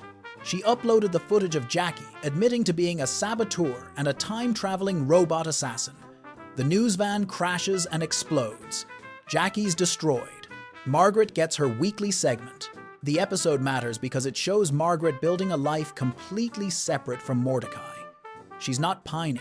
She's not checking her phone hoping he'll text. She's investigating robot conspiracies and getting helicopter support from Frank Smith. When CJ briefly appears changing channels on her TV, she flips right past the news coverage without reaction. Both of them have moved on. Mordecai's the only one still stuck. The Rigby graduation special crystallizes everything. Rigby's graduating from high school after returning to finish his diploma. He's been invited to give the graduation speech on Inspire America, the cheesy, inspirational TV show where people cry and then everybody dances. Rigby's panicking because he has no idea what to say. His early drafts are terrible riding a scooter onto stage while wearing a banana costume, making fake echo effects with his name, throwing smoke bombs as an outro. When he practices for Eileen, Margaret, and Mordecai, everyone agrees it's not working. Mordecai's reaction throughout is telling. He's not supportive. He's not encouraging. He's visibly annoyed that Rigby's accomplishing something. When Rigby mentions he'll probably get his college degree before Mordecai gets his, Mordecai weakly laughs, but you can see it bothers him. The friend who was always the screw-up, who never graduated high school, who Mordecai could feel superior to, is now achieving things. Rigby has Eileen. Rigby has goals. Rigby's growing as a person. Mordecai's stuck in the same patterns that destroyed his relationship with CJ.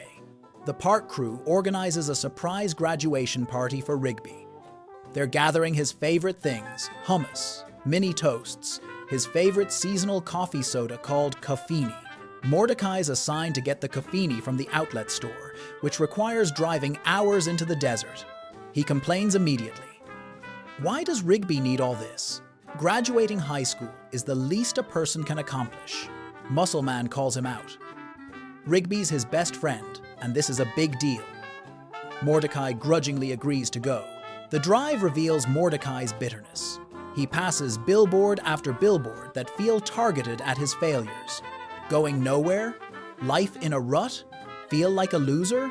Then he sees an Inspire America billboard featuring Rigby's face. It breaks him.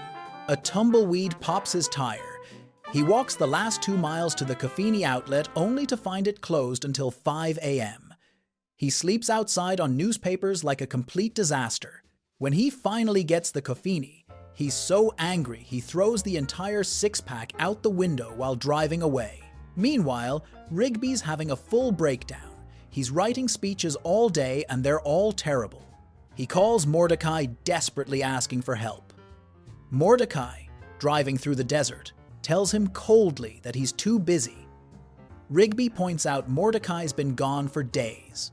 What could be more important than this? Mordecai snaps that Rigby's so smart now. Why doesn't he go listen to a sad song and figure it out himself? He hangs up. Rigby does exactly that. He puts in his Sad Songs Mega Mix cassette and spends the night working. He watches videos of great speeches. He takes notes. He practices in front of Skips, Pops, and High Five Ghost. Nothing works. He visits the Hall of Great Orators Museum and stares at statues of famous speakers, imagining himself among them. He's trying so hard, but can't figure out how to inspire anyone. Graduation day arrives. Rigby's plan is to ride a motor scooter down from Frank Smith's helicopter while dressed in a banana costume with his graduation cap. Flannery Shedlawn, the host of Inspire America, is there with cameras rolling. The entire graduating class is assembled. Margaret, the park crew, Rigby's parents, and Dawn are all watching. Eileen's graduating from college next door at the exact same time, watching Rigby's ceremony on a mini TV. Rigby loses control of the scooter coming down the helicopter ladder. He falls, crashes into several graduates, and accidentally injures Eileen, who screams, "Why?" while clutching her injured leg. He makes it to the podium but completely freezes. His note cards are useless. One literally says, "Ask Mordecai for funny punchline," because he never finished writing the joke. He stammers. He panics. The audience starts jeering. Principal Dean, who threatened to eat Rigby's diploma if he screwed this up, actually cuts the diploma and starts eating it. Rigby runs off stage while everyone watches in confused horror. Backstage, Rigby's lying on the floor, hugging his tail and whimpering. Then he hears a soda can open. Mordecai's there, holding a dusty, dented Caffini. Rigby takes it and asks why Mordecai was mad at him. Mordecai admits it's hard seeing Rigby do so great because he always liked that he was doing better before. Rigby calls this messed up. Mordecai agrees completely. He says when he heard Rigby embarrassing himself on stage, he realized how unfair he'd been. Rigby's worked hard to get here. He's graduating from high school. He did it. Rigby stands up with restored confidence. Mordecai starts to say something encouraging, but Rigby stops him. "Let me." He returns to the podium. His second speech is completely different. No gimmicks. No smoke bombs. Just honesty. He talks about not being good at things. About wanting to accomplish something. About how it started as trying to impress Eileen but became about proving something to himself. He explains that hard things become not that hard once you actually do them. His video game scores have never been better. He's still himself, just better. The key line: "I did these things for myself. Not to impress anyone, but because I'm surrounded by impressive people. People who lifted me up and showed me that it's possible to do great, hard things. Eileen, of course. My best friend Mordecai. My parents. And even Dawn, in his own way, I guess. He's crediting the people who supported him. He's acknowledging he couldn't have done this alone. The speech becomes about chain reactions. Today, Rigby inspires America, but he's part of a larger pattern. Let his success lift others up so they can do great, hard things. Then those people inspire more people, billions of people all over the world, overcoming obstacles and inspiring others. The stadium gives him a standing ovation. The graduating class throws their caps. Even Principal Dean starts crying and dancing. Flannery and the production crew are weeping with joy. It's genuinely moving because Rigby's not pretending to be something he's not. He's still the weird raccoon who plays video games and chills. He's just proven he can also scale cave walls, go to China, and beat people in takeout food races when he actually tries. The episode contrasts Rigby's growth with Mordecai's stagnation. Rigby has Eileen, who's graduating college the same day.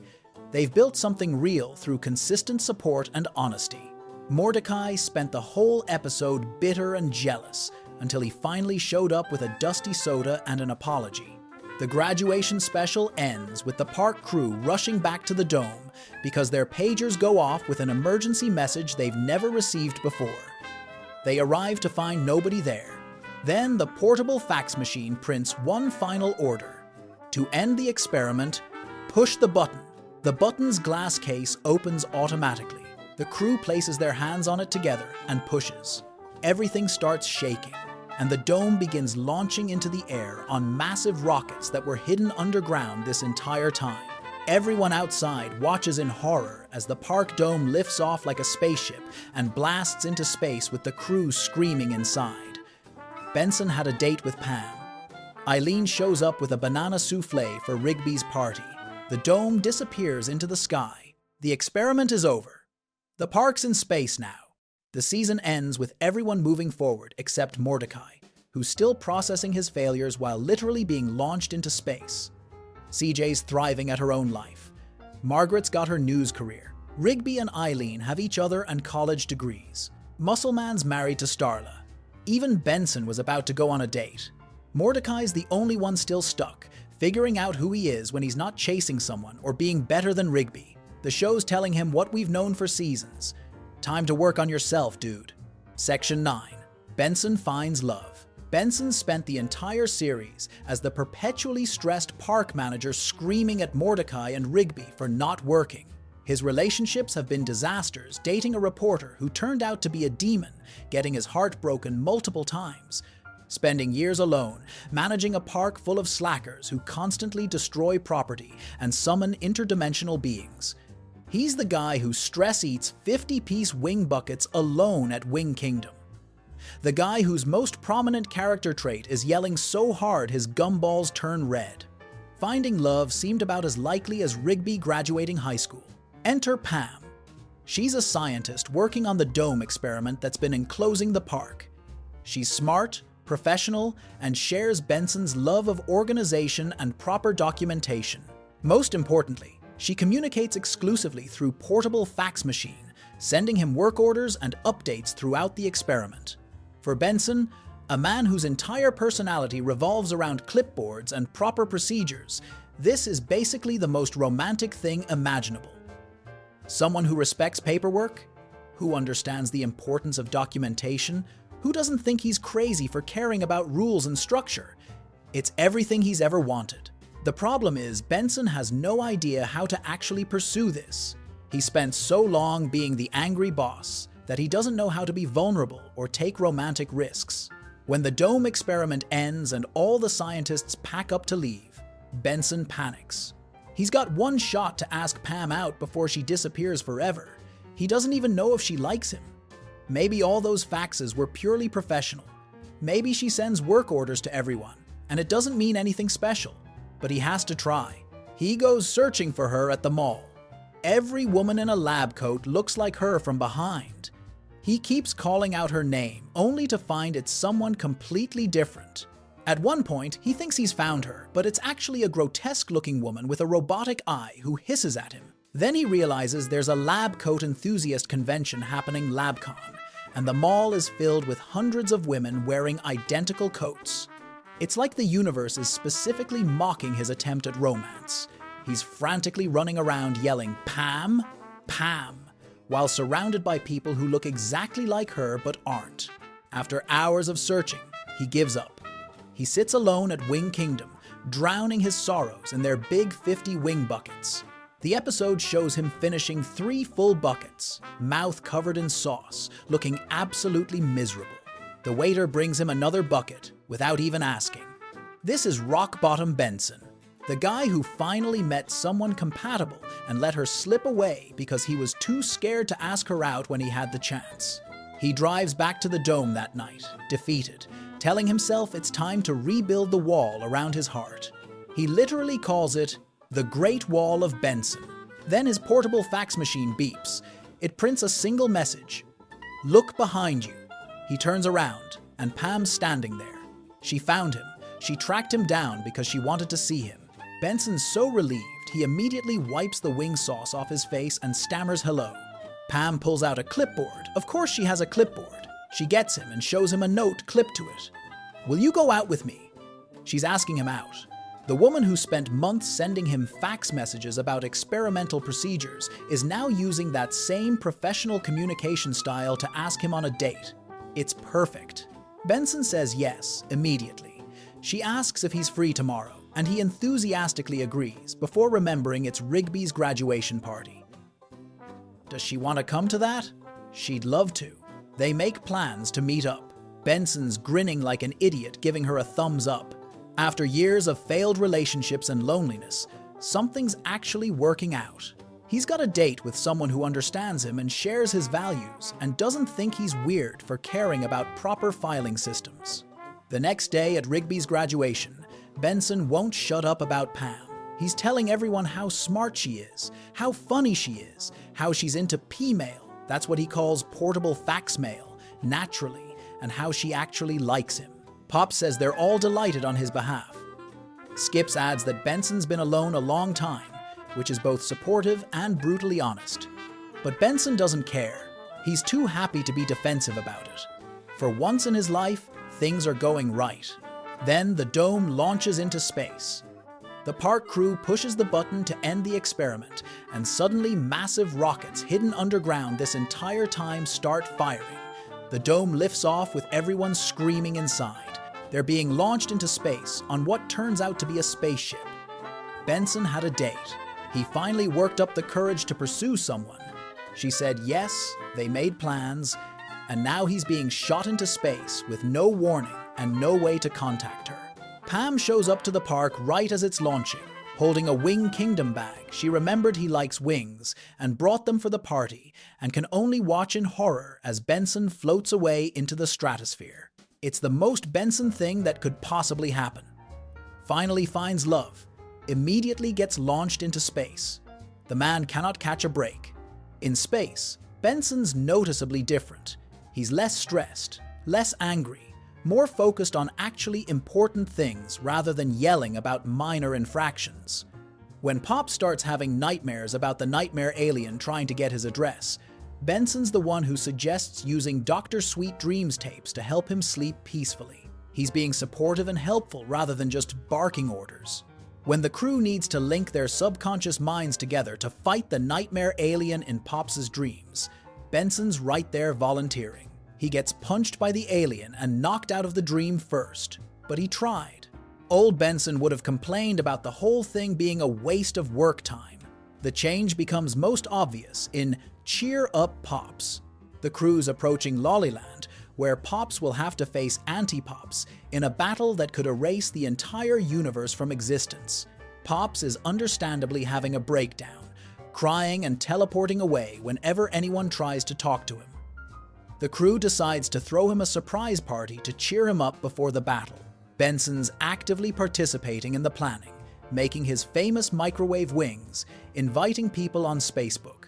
When they're all trying to figure out why Pops is sad and arguing about whether it's missing Earth stuff or drinking recycled garbage water, Benson's engaged in the conversation rather than yelling at everyone to get back to work. During the memory scanning sequence where Blu-ray creates a box set of everyone's lives, there's a moment that shows how far Benson's come.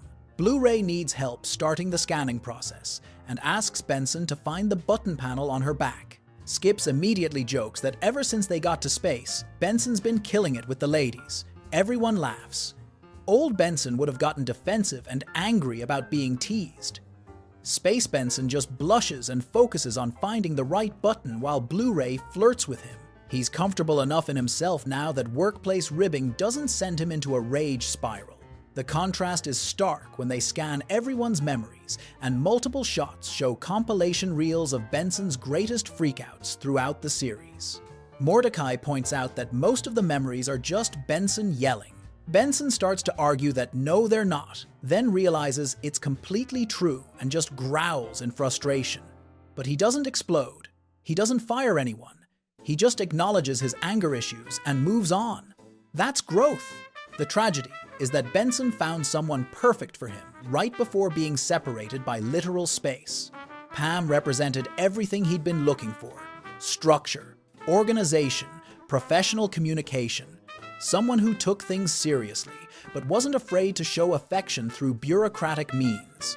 The portable fax machine asking him out is genuinely one of the most romantic things in the series because it shows she understood exactly who he was and met him there. She didn't try to change him or make him relax or tell him he cared too much about rules. She just handed him a clipboard with a question. What makes Benson's story different from Mordecai's romantic disasters is timing and readiness. Benson waited until he was actually prepared for a relationship. He'd worked on himself, dealt with his anger issues enough to function, built a life he was proud of managing.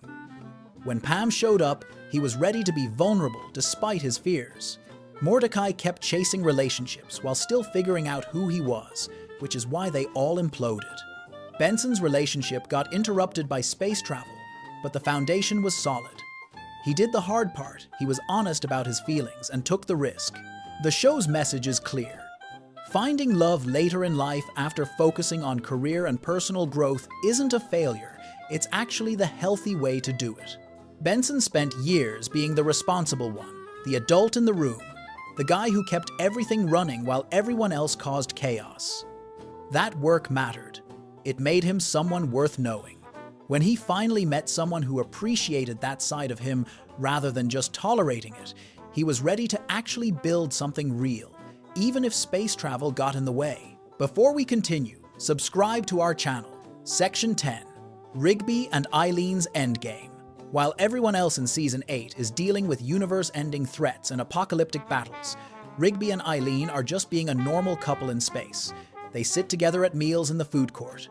They support each other during training missions. When the park crew goes on dangerous missions to weird alien planets, Eileen's there making sure Rigby doesn't do anything too stupid. They've built something so stable that it barely registers as dramatic, which is exactly the point.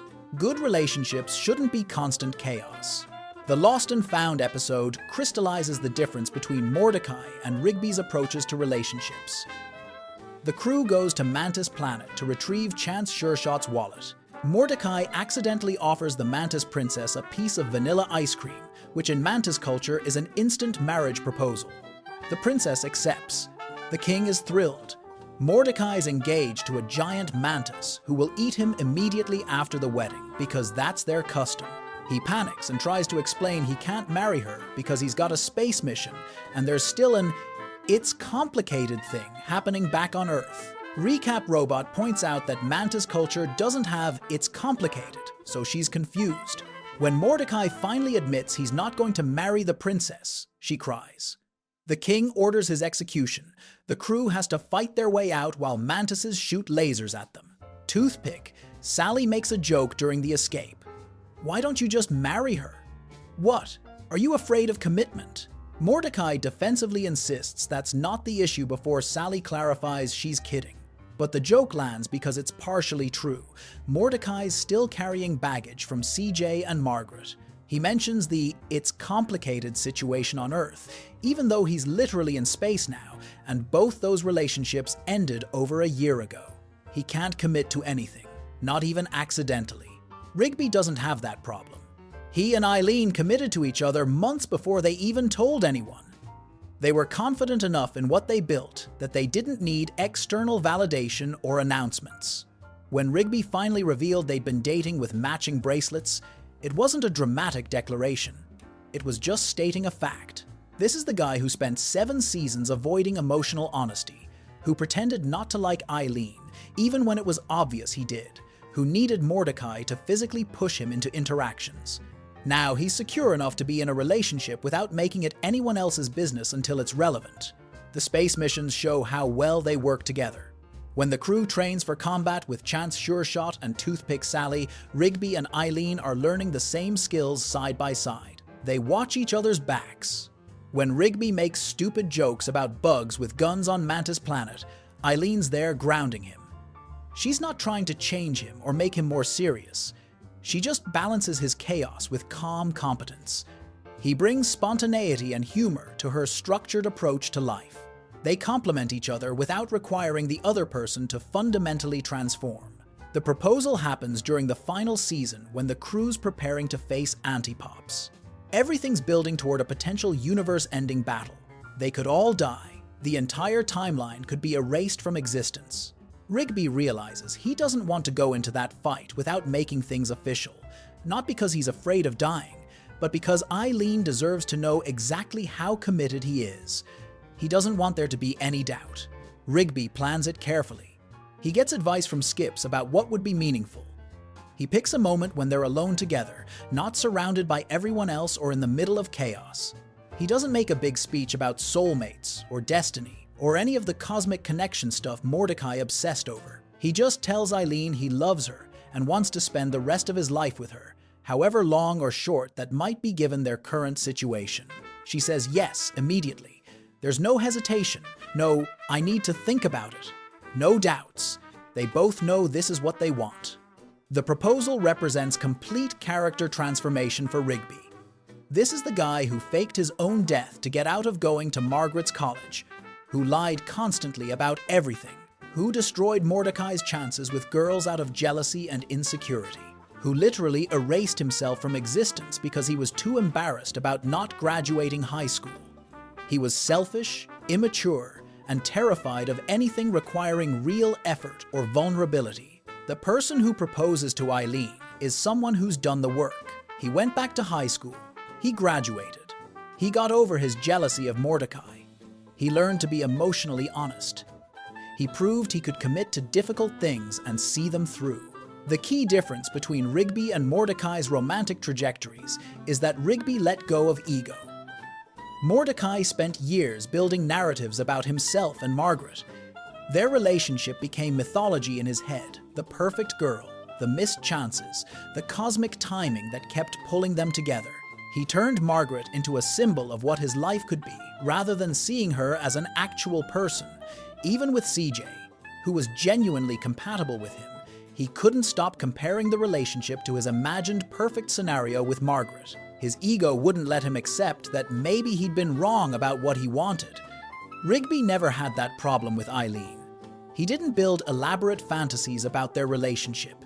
He didn't compare her to anyone else or wonder if someone better might come along. He just recognized that being with her made him happy and made him want to be a better person. That simplicity is what made it work. No games, no drama, no overanalysis. Just two people who enjoyed each other's company and were willing to put in effort to maintain the relationship. Their relationship also succeeded because it was built on genuine friendship first. They'd known each other for years before dating. Eileen saw Rigby at his worst, lying, cheating, being immature, and still stuck around. Rigby saw Eileen as more than just the smart girl who liked him. He appreciated her weird interests in rocks and modern dance. He went to Renaissance fairs with her and bought utility whips together. They had shared experiences that had nothing to do with romance. When they finally got together, there was already foundation there. They knew each other's flaws and accepted them. The show makes this explicit in how it frames their relationship versus everyone else's.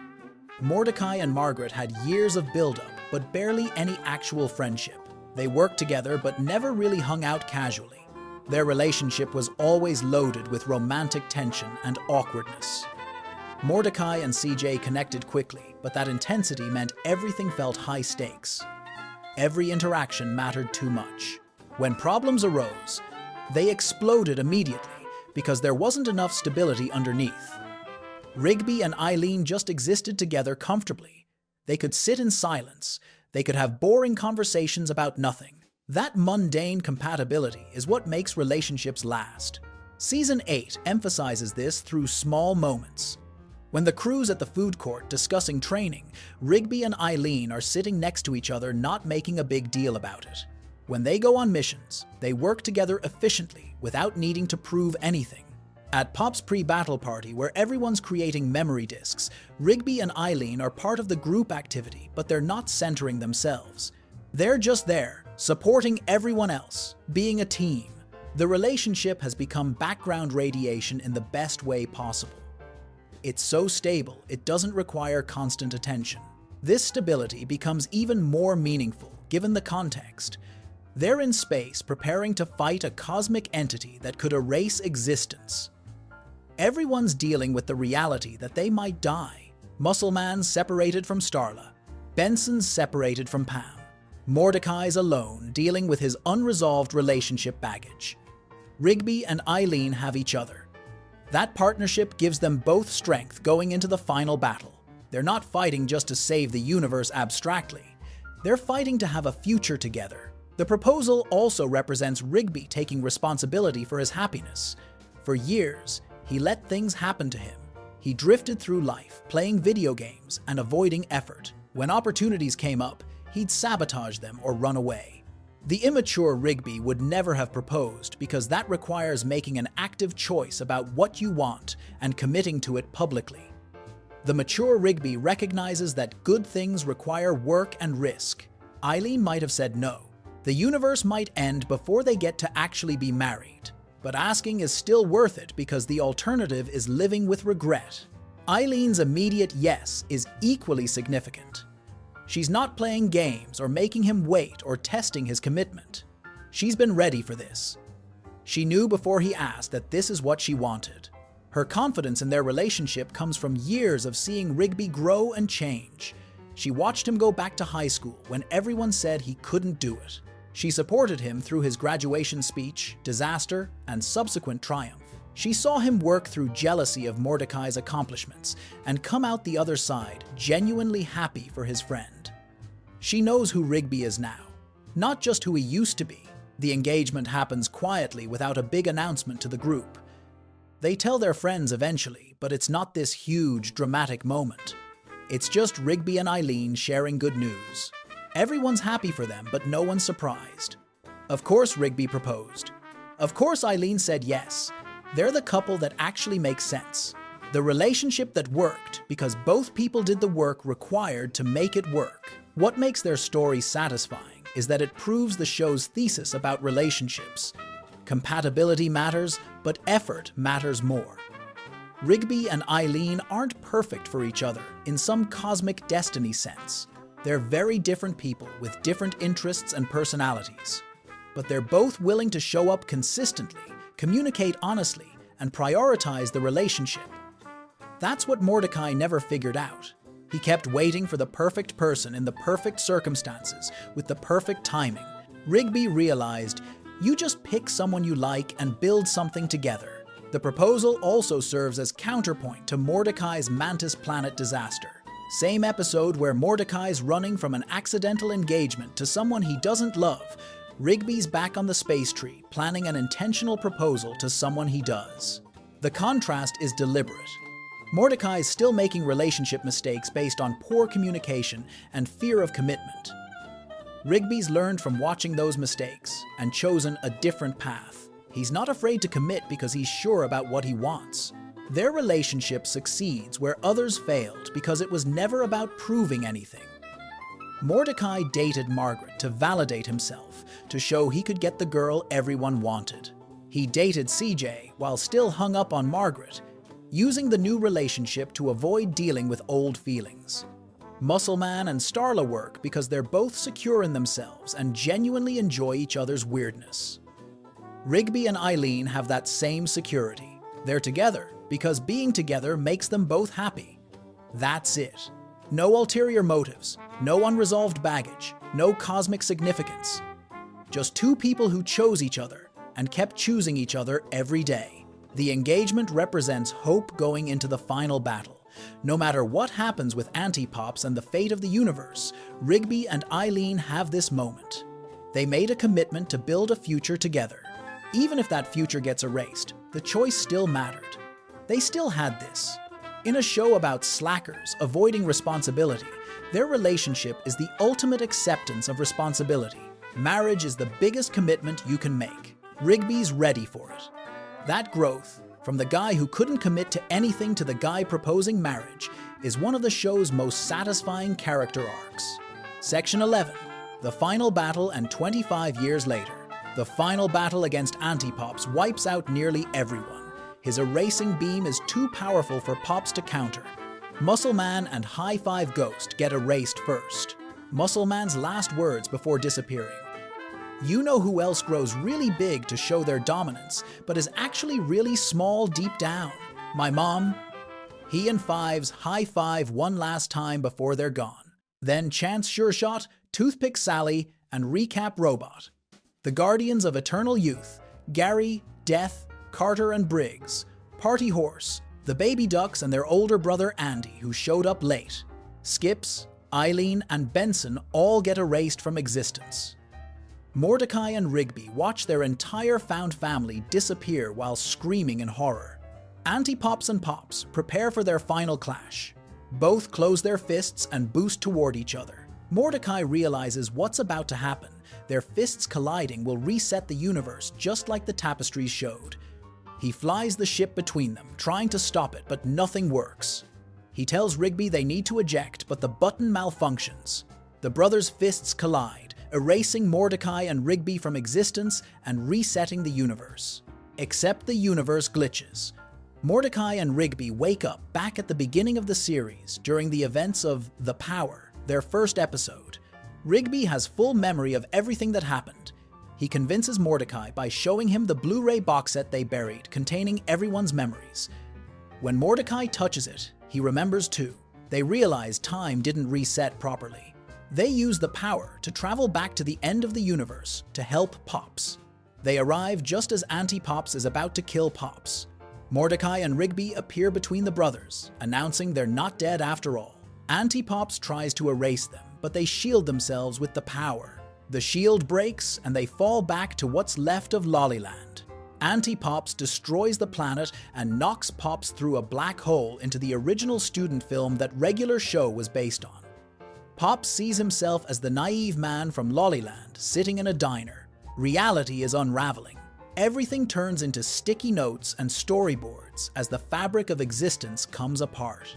Auntie Pops corners Mordecai and Rigby in the collapsing reality. Pops remembers what the seer told him. Sometimes doing something different makes all the difference. He remembers trying to reason with Auntie Pops, telling him, "We can still resolve this, brother." He remembers the "Kill him with kindness" episode, where Auntie Pops rejected his hug. Pops realizes what he needs to do. He saves Mordecai and Rigby and tells them to stay safe.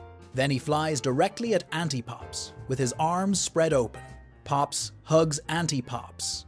The hug fills Auntie Pops with positive feelings he's never experienced, causing him to shrink back to normal size. He's frustrated and confused. Pops holds him gently and says he's not letting go. Auntie Pops realizes they're floating toward the sun.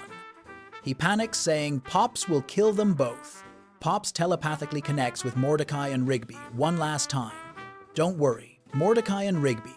I know you're sad, but I promise this is a happy ending. Take care of each other. Goodbye."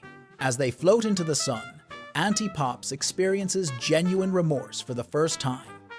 He thinks about all those one-star reviews he left and wishes he could take it all back. Pops tells him he can try. Together, they share a final hug as brothers. Pop's hat disintegrates. They fly into the sun, killing them both, but reviving everyone Auntie Pops destroyed. The universe returns to normal. Pops sacrificed himself to break the cycle and save existence through love rather than violence. 3 years pass. The park dome returns to Earth and everyone comes home. There's a massive celebration. Mordecai's parents run up to hug him. Rigby's dad, Sherm, hugs Rigby and proudly points at him to the crowd. Starla appears, holding their 3-year-old daughter she was pregnant with when they left. Muscle Man holds his daughter, crying tears of joy. Skips reunites with Tecmo. Margaret hugs Eileen. High five, Ghost and Celia spin around together. Benson reunites with his cat, Applesauce. Rigby dips and kisses Eileen. Mr. Maillard looks at the sky, wiping away tears, mourning his son. A statue gets erected in the park honoring Pops. The plaque reads, "He chased butterflies, he loved to laugh. He saved the universe. He was our friend, Pops Maillard." Benson lays flowers at the memorial. Shortly after, Mordecai and Rigby both quit their jobs at the park after 6 years. They hug goodbye. Rigby and Eileen move in together, heading east. Mordecai drives south with memorabilia from their adventures in his trunk. The Maximum glove, a Mordecai and the Rigby's shirt, Rigby's excellent hat. The show then jumps forward through time, showing everyone's futures. Mordecai's working as an artist in a studio, painting with visible stubble. His paintings show Margaret, CJ, and his friendship with Rigby. Rigby's older now, with a mustache and green jacket, playing video games with his young daughter, while Eileen walks in with their infant and sandwiches. Benson has gray hair and stubble, still managing the park with Pam. They're together. Muscle Man and Starla live in a cleaner trailer with 5 more kids. Muscle Man's going bald but still doing his signature shirt spin with all his children. Skips is still at the park fixing cars and drinking coffee. High Five, Ghost and Celia move to Prague where they work as DJs. Years later, Mordecai's at an art convention signing autographs when he bumps into another artist doing the same. She's a Batwoman named Steph. They lock eyes. That's how they meet. Not through elaborate planning or cosmic destiny or years of buildup. Just 2 artists at a convention recognizing something in each other. 25 years after the Antipops battle, the park crew has a reunion. Everyone's aged significantly. Muscle Man chases his grandchildren around. Eileen and Steph have a friendly conversation. Benson has a ponytail and shows off his cats to Pam. Mordecai and Steph's 3 teenage kids look bored on their phones. Rigby and Eileen's young adult daughters help get candy from a Pops piñata, a statue of Mr. Maillard now stands next to Pops' statue, confirming he's also passed away. Everyone gathers for a reunion photo. Benson sneezes during it. That night, Mordecai and Rigby sit on the house steps drinking sodas like they did for 6 years. Mordecai has a beard, glasses, beanie, and red hoodie. They reminisce about it being 25 years. Mordecai wishes Pops could have been there. Rigby says if it wasn't for Pops, they wouldn't have this. They wonder if the old video games are still in the shed and decide to check for old cart's sake. They do their signature, "Ooh, one more time." Mordecai laughs, saying he can't believe they used to do that. They walk off together as the camera zooms out, showing the whole house. The screen turns to static, revealing a TV in heaven surrounded by butterflies. A VHS tape labeled Regular Show ejects from the player. Pop's voice says one final time, "Jolly good show." The Mordecai and Steph pairing was controversial, but it's the only ending that makes thematic sense. Spending the entire series on Margaret, only to have Mordecai end up with her, would validate all his worst behavior. It would say that obsessing over someone for years, sabotaging other relationships because you can't let go, and refusing to move on eventually pays off. That's a terrible message. Having him end up with CJ wouldn't work either, because he already destroyed that relationship through his inability to commit. Going back would just repeat the same patterns. Steph represents something Mordecai needed to learn. Sometimes you don't end up with the person you spent years pining after, and that's okay. Sometimes you meet someone completely unexpected when you're ready for them. Mordecai spent the series building narratives about soulmates and perfect timing with Margaret. He dated CJ while still carrying Margaret baggage. He never learned to just be present with someone without comparing them to an idealized version of someone else. The show needed to break that pattern completely. The time jump shows Mordecai became an artist. He pursued his passion rather than staying a groundskeeper. He grew up, worked on himself, built a career he cared about. When he met Steph at the art convention, he was ready. Not ready in the "I've been waiting for the perfect person" way, but ready in the "I've become someone capable of building a healthy relationship" way. They connected over shared interests and values. They built something together. They have 3 kids and a marriage that apparently lasted over 2 decades. The ending doesn't diminish what Mordecai felt for Margaret or CJ. Those relationships mattered and taught him things. His paintings of them show he doesn't regret those experiences, but they weren't meant to be his endgame. Margaret moved on. CJ moved on. Mordecai needed to move on too, not by finding someone better, but by becoming someone better. Steph isn't presented as superior to his exes. She's just the person he met when he was finally ready to be a good partner. Compare this to Rigby and Eileen. They're still together 25 years later with 2 daughters. They built their relationship on friendship, honest communication, and mutual growth. It worked because both people did the work. Mordecai tried to skip that work by finding the perfect person instead. The show's saying, that doesn't work. You can't relationship hop your way to happiness. You have to actually develop yourself first. The reunion scene drives this home. Mordecai and Rigby are in their 50s, sitting on the steps like they did in their 20s. They're talking about checking out old video games.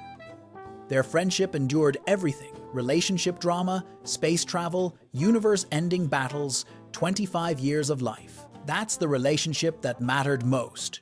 Mordecai's marriage to Steph works because he learned from watching Rigby's approach with Eileen. Be honest, be present, don't overthink it. Just care about someone and show up consistently. The show's final message about relationships: you don't need cosmic connection or perfect timing or destiny. You need self-awareness, emotional honesty, and willingness to do the work. Muscleman and Starla have 6 kids because they were always genuine with each other. Benson and Pam work because they met when Benson was finally mature enough. High five. Ghost and Celia moved to Prague together because they wanted the same things. Rigby and Eileen raised 2 daughters because they built something stable. Mordecai's journey was learning that chasing an idealized version of love prevents you from experiencing real love. Margaret represented everything he thought he wanted when he was immature. CJ represented a chance to do better that he squandered through unresolved baggage. Steph represented meeting someone when you're actually ready. The controversial ending is actually the healthy ending. Mordecai doesn't end up with his first crush or his rebound relationship. He ends up with someone he met later in life when he'd grown into someone capable of maintaining a partnership. The final shot of Pops in Heaven watching their story on VHS reframes everything. The entire series was him watching his friends live their lives after he sacrificed himself to give them that chance. He died alone in the sun, hugging his brother, but he got to see Mordecai and Rigby grow up, find love, have families, and stay friends for decades. That was worth it. That's the happy ending he promised. Not everyone getting their fantasy fulfilled, but everyone getting the chance to build real lives. Regular Show started as a cartoon about 2 slackers who don't want to work. It ended as a story about growing up, learning from mistakes, and building meaningful relationships through consistent effort rather than waiting for magic to happen. Mordecai's ending with Steph instead of Margaret or CJ is the final lesson. Stop chasing what you think you want and be open to finding what you actually need. That's it for today. If you enjoyed our video today, subscribe to our channel for more videos like these.